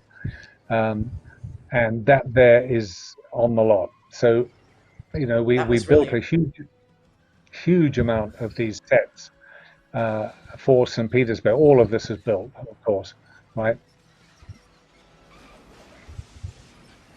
You're not Can I also ask you about the music cue? Because this is the first time in the film where you use that big brassy. Well, let me be honest with you. So I was not that happy with the music in the film. I don't think it's. I was disappointed in it, and it was Luc Besson's composer. His name escapes me at the moment. Eric Serra. Eric Serra, and I'd seen The Professional, which he'd done a marvelous job on, and 3 or 4 composers turned this film down before we'd shot it. John Barry I went to first, who of course, you know, established Bond in many of the Bond films. I loved his music, and so on the 4th one, I'd seen the Professional, and I just thought, in keeping with bringing Bond up to date, he would be a perfect candidate for it. But in all honesty, I was disappointed in the music, and again, you know, our budget was not that much, and it was limited to what we could do. And when I was dubbing the tank chase, the music that came in for that was in exactly the same register as the tanks, right? So in other words, it disappeared. And so I rang Eric from London. He lives in France, of course, and said, look, we have a real problem here. And I remember saying to him, look, we have to, no point in using synths for this because it'll just disappear. I said, what we need is the Bond theme, and you always use percussion and brass to crash through all the effects. And I remember his answer to me was, well, lower the effects. So what I did was say, I'm not going to do that. So that was the end of our conversation. And he had an assistant who had composed some music in London. He'd done a couple of movies, done a very good job. He was his sort of man in not French, he was English. So it was a Thursday. I said, you've got the weekend. You take this sequence home. I want the Bond theme. You use brass and percussion. And by Tuesday, I have to record this thing, right? So I said, that's what you're doing this weekend. You are going to compose this. And he did. And that's what you heard. And that's what, there's a disparity between what he did and what the rest of the film does. Yeah. So there was a question from one of our viewers, the Bond blog and James Bond Down Under, who's watching on Cinefix, wanted to know your opinion of the score. So I'm glad we got to. I love that. Yeah. I love that sting though, that big, because like in Dr. No, they use that they use that for Bond, like walking across a hotel lobby, and then now it's a tank crashing through a wall. Exactly. And yeah, well, that's the thing. I was definitely disappointed. A lot of people were disappointed, but with the die had been cast, you know, there was no going back. We had a date to meet, and we had a budget to keep, and that's how it came about. So a good question, and that's the answer to it. And the brass, of course, is great. The famous the way the whole sequence ends with the straightening the tie. I know. Well, I can take credit for that. That's the second thing I can take credit for in this movie, right? Now the train, actually, we had a real train. This was at Leavesden. There were rails there. We had the real engine, and that was all, of course, converted into the so-called armored train that 006 has. Yeah, there was another question about that. Ethan Strode, who's watching on Cinefix, also wanted to know about this train. And yeah, well, we start off here, of course, with all this armor plating, which is added, of course, by Peter Lamont, excellent production designer, and this is all at Leavesden. Okay, so we start here, of course, and then we moved up to the railway. Is it Peterborough? I'm slightly hazy on that. I think it's Peterborough, where there is a railway line, and you know everybody uses it. They used it in Octopussy, I think, a lot. up there. It's the one railway line that you can use privately, as it were, and you have total control everything else. So all the run-by shots you'll see of the train were shot there. What an audible gulp from Ourumov there too. Like that is the loudest. Like yes, he's Ourumov. He's pulling from his flask like halfway through the car chase scene. He's sort of eating definitely, and yeah. Well, he's wonderful. Definitely He's a little one of those numb at this point. He's one of those actors that just brings you just that little bit extra. You don't ask for it, but he gets it. And I loved him. I thought he was terrific. These run-by shots, of course, is what I'm talking about in the Peterborough Row. This is a model. This is a model. Right? Oh, wow. We're coming up on a moment here too where Famke, you guys start to realize that what's about to happen, and Xenia is downright giddy about it, like impressed, happy to be running into that. Good old Xenia. She's definitely special. They're all holding on. She's great here, where she says. It's a wonderful delivery there. So impressed.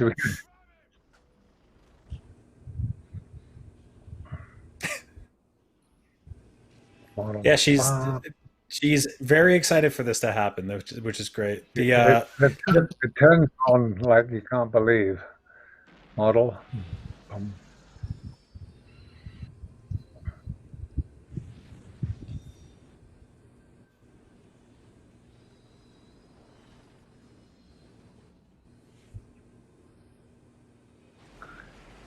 All models, all this is model.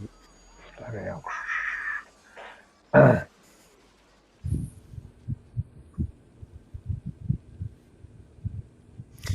Did you guys bounce the camera for that shot with everything flying off the shelves? Yeah, and people... we bounced it. And hurled everything everywhere, sort of pulled and. Because always trying to get that thing, it doesn't look like you've shaken the camera. What you want it to look like, of course, is the. Now, this is very interesting because I remember when we did this scene, Famke said to me, I haven't got much to do in this scene. And I remember saying to you, look, you just do, you'll be in character, you'll take the scene. Now, watch just her reactions, and she does. Just have a look at her reactions, even though she doesn't have a line to play.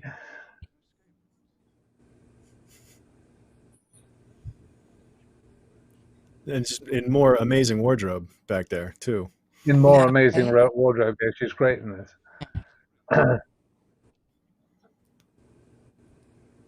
Something about strawberries. I can't remember. I'm not hearing the soundtrack here, so. No, me neither. Yeah.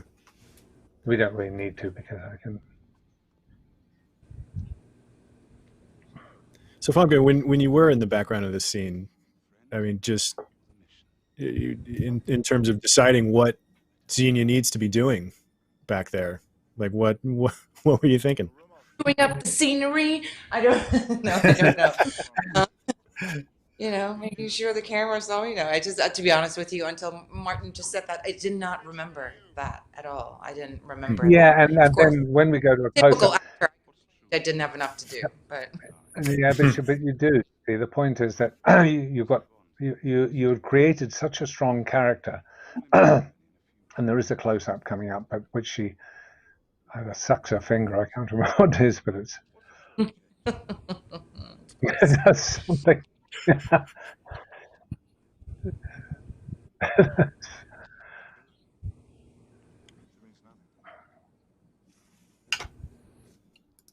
I think that's where Bond says, "Go on, shoot her." I'm glad you brought that up. Actually, there's Eric Thorpe, who's watching on IGN's YouTube channel, had a question about whether or not you improvise the things that you're doing in the background of this scene. Eric says it's really fun and adds a lot to Xenia as a character. It does. So that's my whole point. You beat us to the question.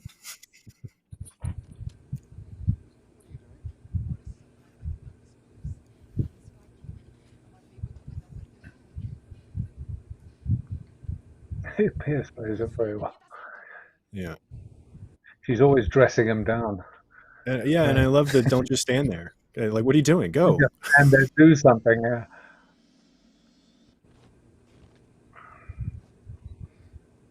You know, that low angle shot of a helicopter coming up out of a train. It's a real helicopter. It's not a model. It's actually the real. That was not a model. No, it was not a model. It looks like a model. We found one thing that was not a model. Yeah. That would have been my guess for a model, but that's amazing. No, what's a model without a proper helicopter? See, off it goes. That's the one. There it goes. Yeah. That wasn't. It could be a model, of course, obviously. And this is where he's twiddling the pen like crazy.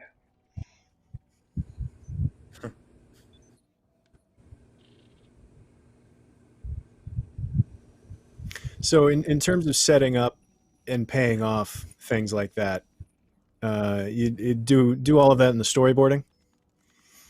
Yeah, I mean, I storyboard action. I never storyboard dialogue ever. All the action is storyboarded. This wasn't storyboarded at all, but the big action scenes I do storyboard. And the reason for doing that is because there's second unit shots and so forth, and they have to know what they're doing, if you see what I mean. So I do storyboard the action very carefully.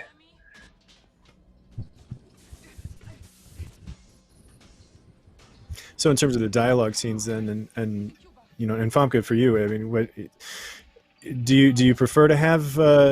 You know, obviously, I would imagine that you do. There's more freedom on the day to be like, well, it would be nicer if I could walk over here on this line, and that sort of thing. But that depends very much on the director that you work with, and to me, I'm a strong believer in it's a collaboration, and that's the beauty of filmmaking. It's a collaborative effort, and nobody should ever go into anything set in their ways. I mean, that's the beauty of what can come out of it when you work with somebody like Martin has very specific ideas about something, and then you bring something in, and then you come up with nobody had thought of. You know, together you do that as a whole, as a group. So, sure.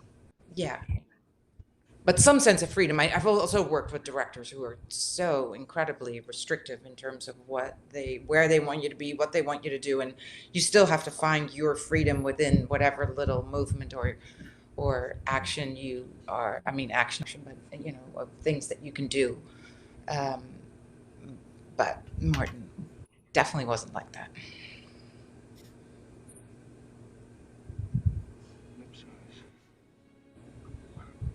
And here they are getting together. Yeah, even mid-kiss, he's still trying to get out a cheeky one-liner.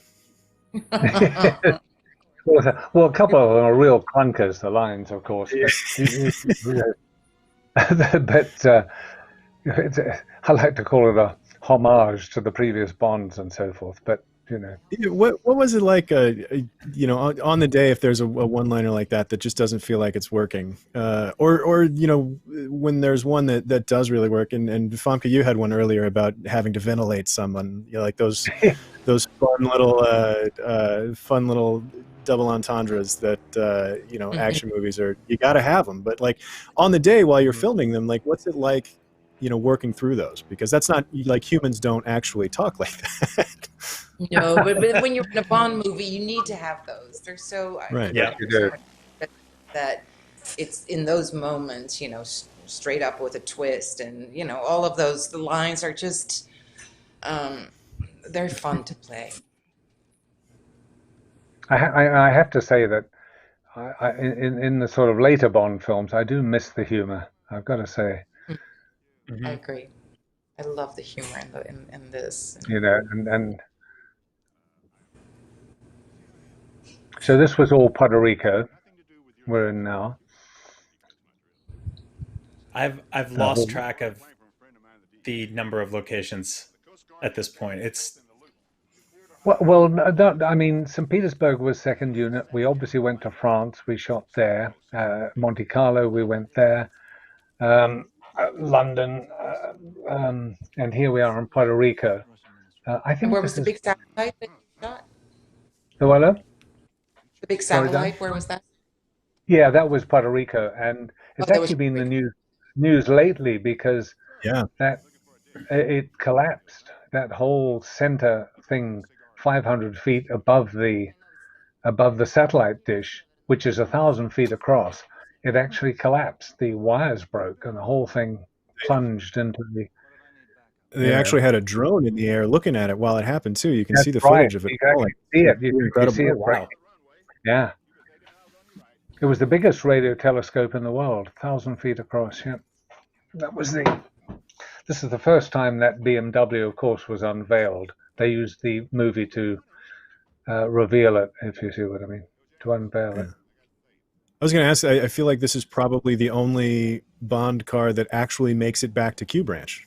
Like, assuming that Joe Don Baker doesn't wreck it, it actually it comes out of the movie unscathed, which is kind of incredible.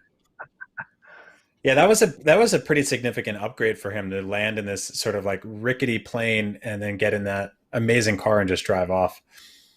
Yeah, go off. Actually, when we were filming it, we had helicopters above us with telephoto lenses, all trying to get a picture of the car because they kept it under wraps in trucks and things. And it was the first time it was revealed was in that scene. This is an awesome shot right here. It's slightly over. It's the wide shot's a bit over the top. It's a bit, but it's very painterly. A little sort of.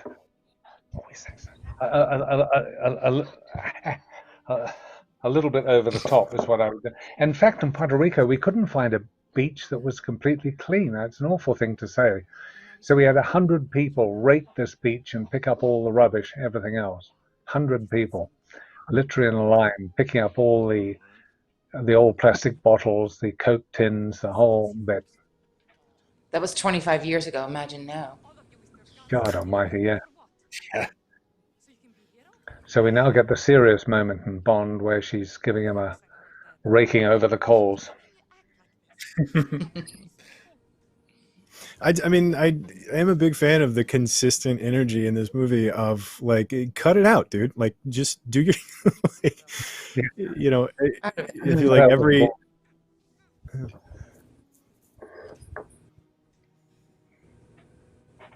Then, of course, we have this is a little bit cliched, I hate to say it, the flames of passion. It's a bit much, but it's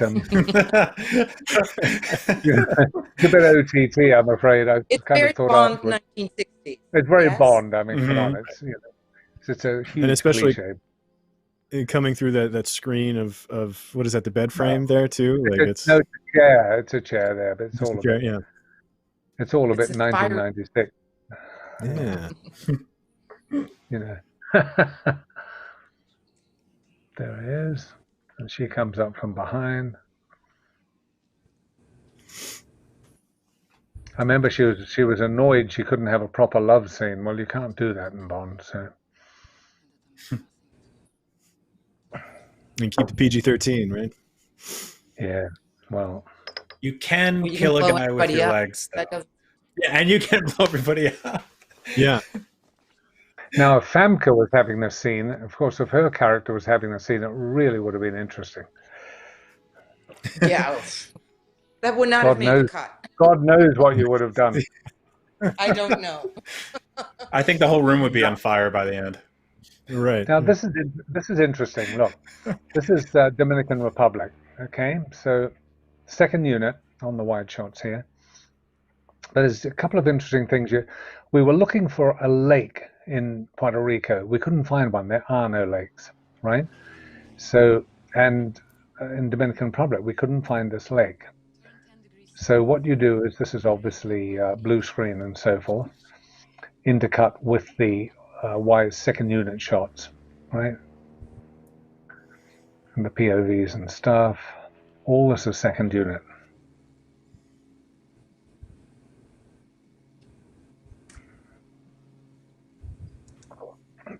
Now this here, that's a model. Oh. That's a model. That's a model, and that plane is a little Airfix plane. They pulled with a monofilament across the lake. Oh wow! So cool. Isn't it unbelievable? I mean, this is Derek Yeah. Muddings. They Never modeled it, and you'd never know. Yeah. You'd never know. That's a model. There it is, the little plane. This obviously was all model. All this nonsense is all models, of course. Like to imagine, like the motorcycle earlier, just 7 takes of a whole plane crashing. And have I know that was all model. This is we're back in the studio just for the last bit of it.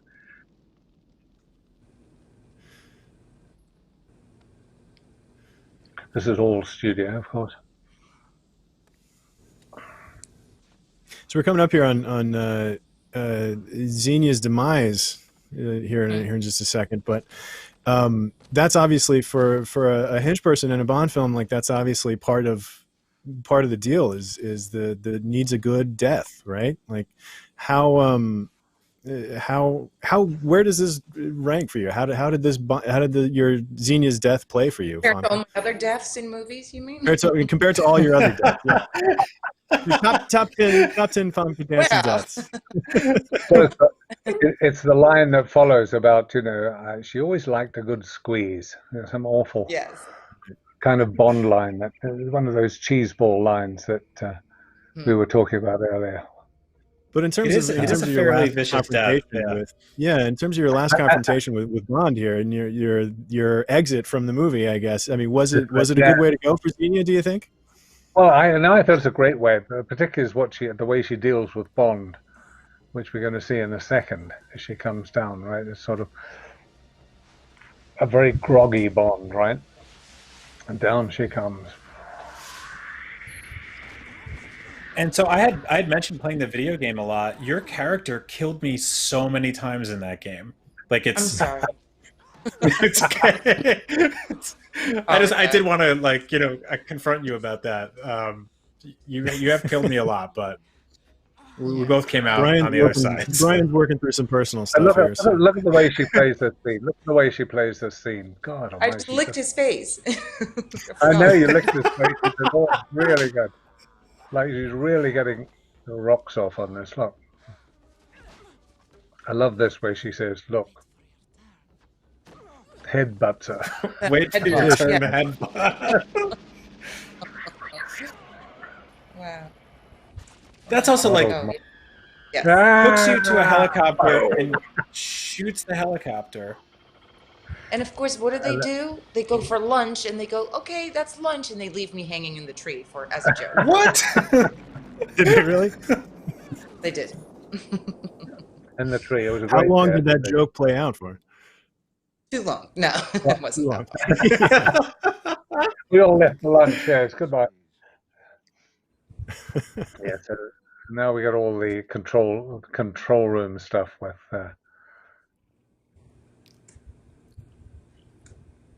big set, very big set.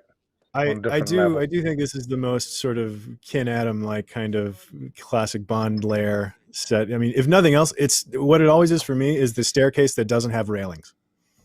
Yes. The floating stairs that do it for me.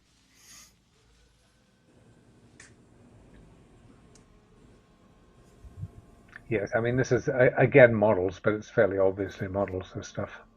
And again, that's a model. You're giving away the movie magic. Well, I think nowadays, of course, 25 years, I think we can give it away. But it's really just to show how good they were with models. This is all models, all of this. All that stuff you see being hauled up. I think the set was about 50 feet across. That's a model, and them dropped in.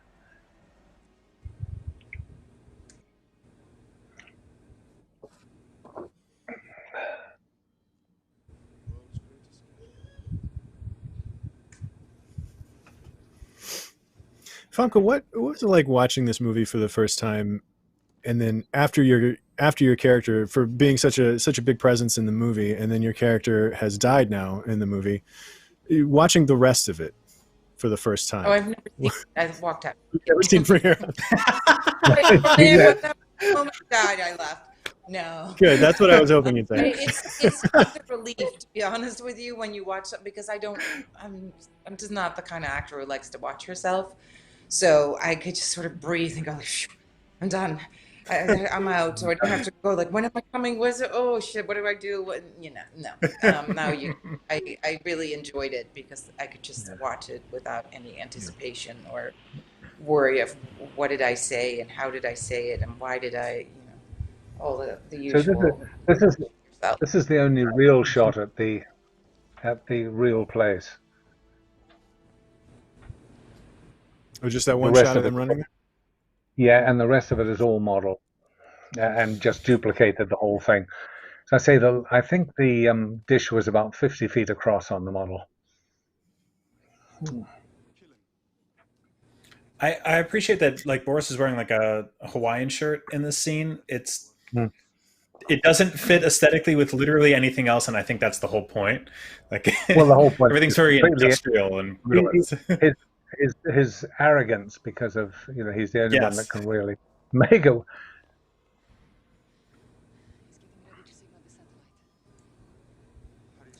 There's a question from Eric Thorpe, who's watching on Cinefix.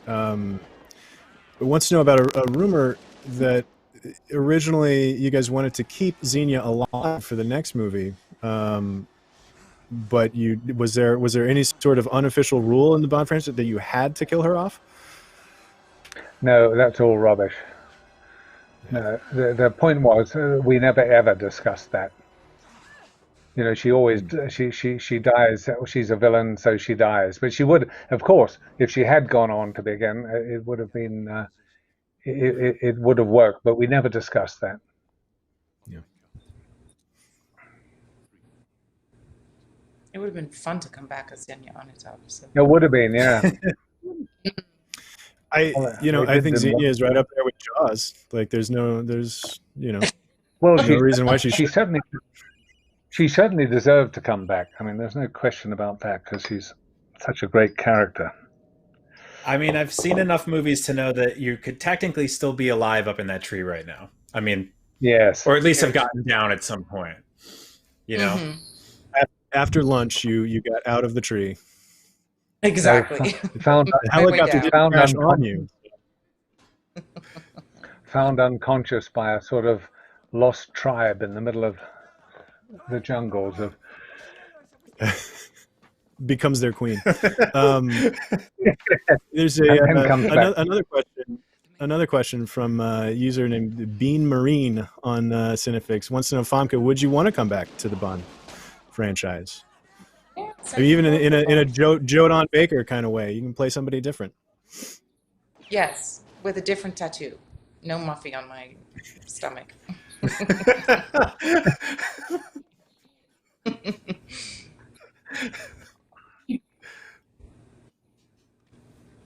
But no, I mean I'd be all for that. I think that'd be awesome. It's unbelievable what they've done. I really think it's incredible. I take my hat off to them. This is, to have something last for almost 6 decades. It's unheard of. And well, it's the greatest franchise in the world, to be honest. I think, in terms of longevity, and going with the times and coming up with different ways to keep it fresh and interesting and still in keeping with what the Bond franchise is all about. That's pretty clever. Yeah. And Martin, between GoldenEye and Casino Royale, you were able to sort of kind of reboot the franchise twice. Can you talk about what sort of the different challenges were in working on this one with Pierce and then on Casino Royale with Daniel Craig? Well, because of the gap, the 7-year gap or 6-year gap, whatever it was, it wasn't so much just rebooting and so forth. It was just thinking, well, it's a Bond film. Let's pull it into the 90s. Let's sort of make it our own, basically, which is what we did. It was not so much a reboot as an extension of, now we had Pierce and so forth. It was 7 years later. We had to, we were very much aware of a lot of people did ask whether, as I said earlier, that should we reboot this thing? Is it past its sell-by date? So that was the challenge. Casino Royale was different. The thing was that the previous Bond, I get a bit mixed up with the titles. Die Another Day, was it? I think with invisible cars, with ice palaces, and snowboarding off kind of ice flows and so forth, it was too much.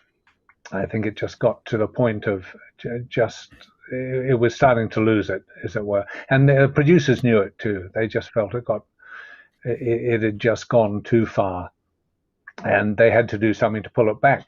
And they had the rights to Casino Royale, so we all went into that saying we have to completely reboot this thing. We have to bring it back to earth, and really make it grittier, tougher, make a tougher Bond, much more like the books.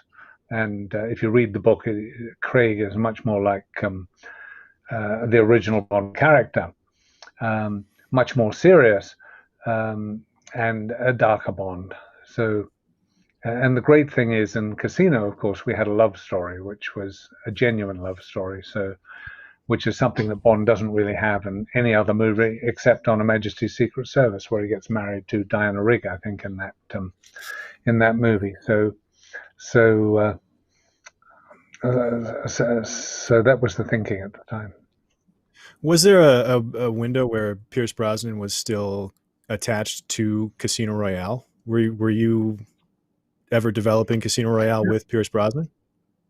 No, I think what happened was simply they wanted to do something else to start with.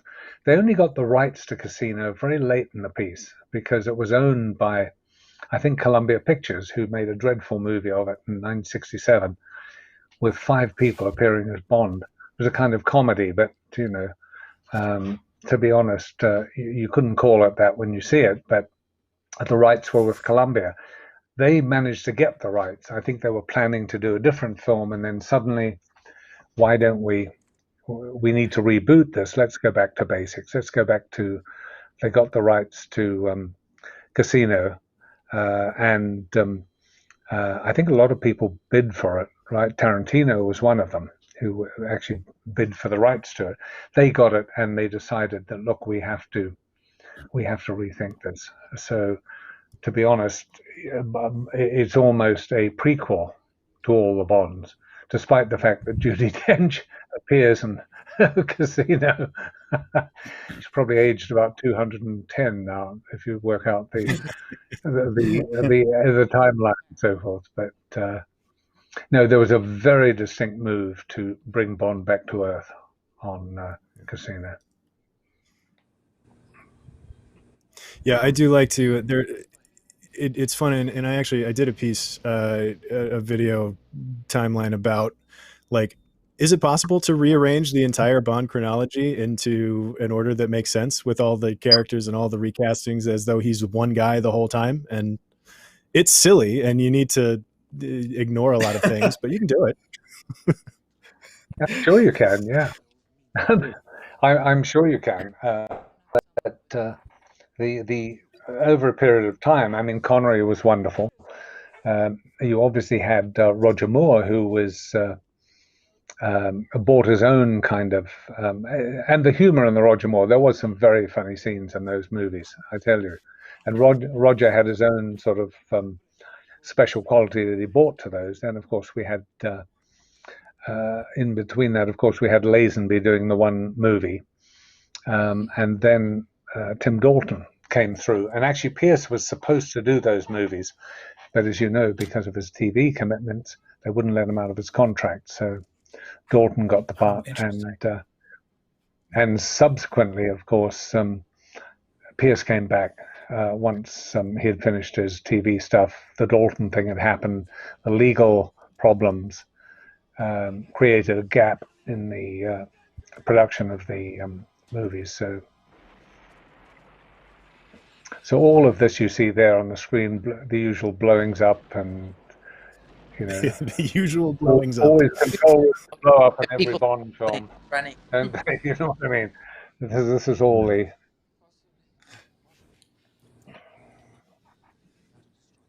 This this scene actually inspired, not to keep bringing up the video game, but I know our audience is big fans of it, inspired one of the most sort of difficult levels in the entire game, because it turns into this giant escort mission between the two characters, which notoriously became one of the most like sort of difficult escort missions in any video game, because you're constantly keeping this character from exploding, and it doesn't go so well for most players.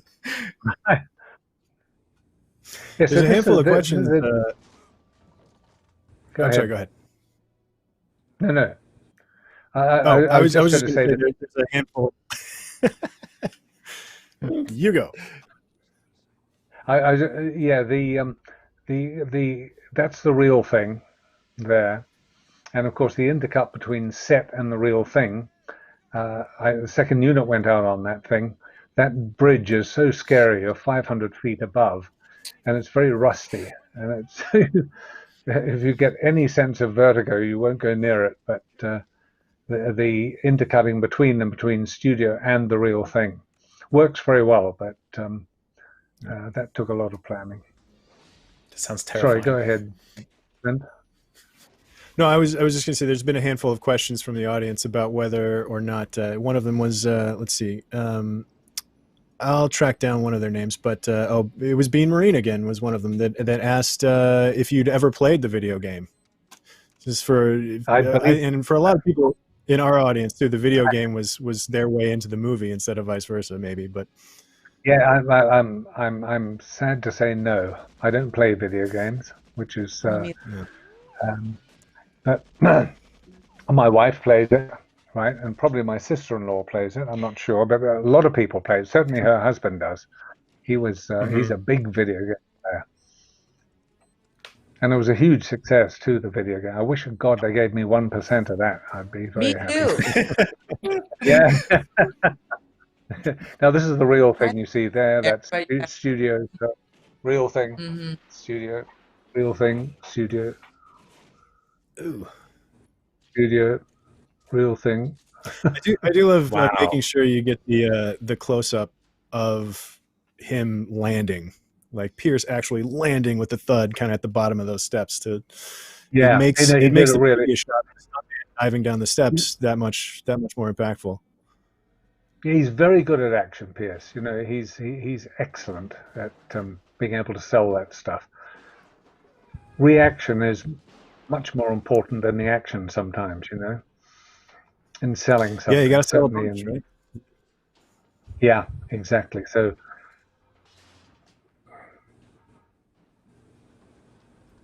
and here's an interesting thing too. We're in this big, incredible villain's lair set, and then running across this giant antenna, and then the big chunk of the fight scene between Bond and the main villain is in this dirty old shack, which I think is a really cool kind of like it. Well, it's a intimate affair. Yeah, the reason for that was it was trying to be honest, to emulate the famous fight in From Russia with Love in a confined space, which really set the railway carriage scene between Robert Shaw and Connery is fantastic, and there's no room to fight really. And so this was the idea. It's a little bit bigger, of course, but it was to make a very vicious kind of tough fight, and it's a very good fight too. To me, this sort of sets the roots for a lot of the stuff we saw in the Daniel Craig Bond movies, in that they are sort of very kind of grounded, very close, confrontational, and I love that, especially within the context, the stakes of the scene being set, on this gigantic, almost fantastical structure, hanging over the ground like that. To cut in on such a close, intimate fight scene between two people is super cool. Yeah, that was the idea. It was to really belt the hell out of one another and hurl, and it works very well. I mean, and of course, there's always a trapdoor to drop through in Bond, as you know.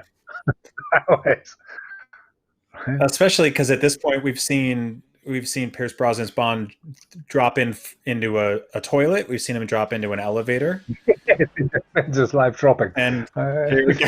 Here we go. This was always very extremely Luke Skywalker to me. This has always been very Luke Skywalker, Empire Strikes Back right here.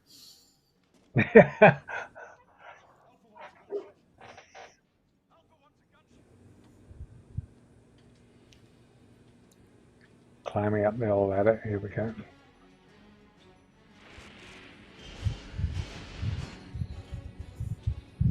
And of course, every facility has to explode in a Bond film, as you know.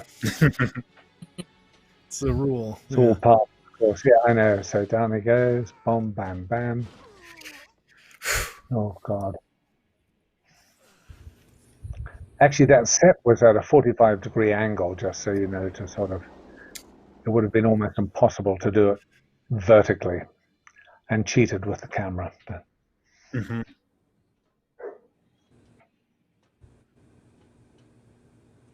And here's another moment of, a bunch of really violent action, and then just this quiet little moment before he actually stomps on them. And just letting the knife twist on them. Now, I had problem with the sensors on this fight at the end of the needle here, and headbutts were not allowed, so we had to pull back on this. It was slightly more vicious, the whole thing, but the sensors got we had so to make my cuts. headbutt her was allowed, but this one. No, your headbutt was allowed. But this is. So it's just a certain number and over. I mean, she also shot 2 people. That's like. Indeed. It's really funny how it's so strange how it works. Yeah, and what we did do here, which is interesting, is we had an impact shot for 006, right? Which is very unusual in Bond. It was a little bit vicious, but if you watch him sort of there, right? Bam. Yeah. Yeah. That was allowed. Well, that's fine, but a headbutt is not. You're not allowed blood. So when he's lying there, you are not allowed blood. They won't allow you. But what about the blood on it? What about the blood on his face? He had blood on it. A little bit of that, but you can't have anything from the head. That's why it's and this is funny. When he leaped on the helicopter here, the stuntman missed. The helicopter was there. Simon Crane jumped and he missed it. And it was our last day of shooting. And we had to shoot in the sun to match. And we had 45 seconds of sun just before lunch. So we had to go. So we rolled it and he jumped and he missed it. Yeah, to hide it with looking down at Pierce. If you look at the close-up of the hands hitting, that got us out of problems. But, Yeah. This "I am invincible" line is one of the my friends and I would say this all the time. Yeah, I am invincible. I'm invincible. Then he blows up. Then he freezes to death. Oh, that's right. Yeah, he gets this horrible chemical bath. This is almost like Batman villain death over here. I love it.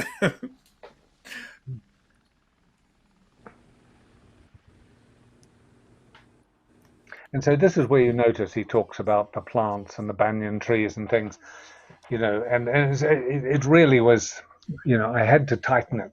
And so kind of establishing what that was about, we lost, unfortunately, but I think it was better for the movie.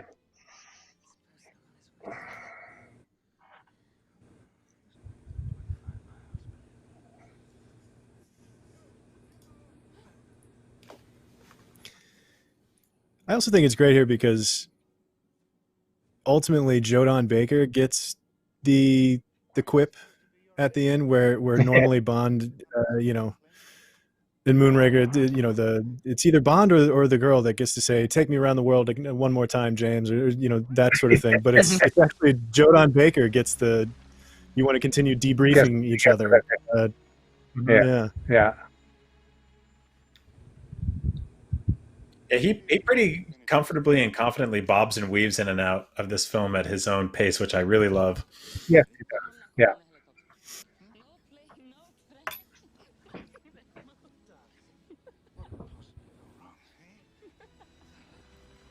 And off he goes. And of course, walk off camera. As the helicopters take over, we come up with this cheesy song right at the end. Well, I'm not going to comment beyond that. However, Okay. fortunately, the end follow-up. credits have come up, so we're at least looking at the credits. So there you have it. Yeah, the credits starting to roll now. Well, guys, thank you so much for watching this with us. We've got a few more sort of general questions that if you don't mind hanging out for a second. The first question, and Martin, you kind of touched on some of this stuff, talking about how great the producers are. But this question is for both of you, and Famke, maybe you can answer first. But how is it being accepted into the Bond creative team? These producers who have been working on the films for decades. How is it joining the franchise? Absolutely amazing. I mean, I wouldn't be sitting here today in my wonderful, beautiful penthouse in New York City if it hadn't been for this opportunity. That really changed everything. Up until then, I had been a struggling actor and tried to get parts here and there. I'd done one movie for United Artists leading up to that, and another small indie, and some little things here and there. But the leap of faith they took with me, and the fact that opened so many doors. And then, of course, from that moment on, you have to really fight hard to go against type casting and all of it, because I'm not Russian and I'm not some crazy assassin, and all the things that came with it, like, oh no, I have to fight against that. But it opened so many doors. So I am nothing but grateful for this incredible experience, the leap of faith that Martin, you took with me, and Barbara, Michael, and everybody. So yeah, nothing but gratitude. Yeah, great. And then this is for both of you, from Kratos70, who's watching on IGN's YouTube. What was the most memorable moment making GoldenEye? Martin, we can start with you. For me? Yeah, I'm just trying to think what is memorable. Well, it's all pretty memorable for me because it was a first Bond film. My previous film was a kind of a B feature called No Escape with Ray Liotta. And we shot that in Australia, and the film didn't do anything at the box office, but I got Bond on the back of that movie, right? So it was, and when I was asked to do it and so forth, I was so kind of taken aback, probably because I was cheap. I mean, that was probably why they got me. But for me, it's all memorable. It's difficult to know what are the most memorable moments. I do find filming very tough. I find it very what's the word? It's tough filmmaking. The pressure of the budget, the pressure of getting it all through, and so forth. But the Nope, we lost him. I think you muted yourself somehow. Okay, he's how's leaning that? forward. Yeah, so Pierce was terrific. Obviously, the girls, Famke and Isabella, were fantastic. We had a great cast, which made a hell of a difference. Everybody, I think, got on well. And again, as Famke knows, the Barbara very protective about the actresses, and the producers are. They give you a lot of leeway to do. They let you go and do what you've got to do, and that's a credit, because let me tell you, we've all worked in this industry. We know we've worked with some people, frankly, that we could strangle, but these two are fantastic. And so for me, I'm just trying to think if there's any one scene that I actually really thoroughly enjoyed doing. I love the action scene with the tank, all that stuff. I love doing all of that. The run up to that, where they escape and so forth, I thought was terrific. Right. No, I think I would just say the whole thing. Really, nothing particularly. Yeah, I can imagine say that I love getting the gig in the first place was. Yeah, was a kick. Yeah. Let me tell you. Why me? Famke, anything stand out for you? That's a tough one. I really felt the pressure of every single scene. Every moment had to be so good that each one of them had brought so much. I mean, being in the casino with Pierce, where he's just Bond.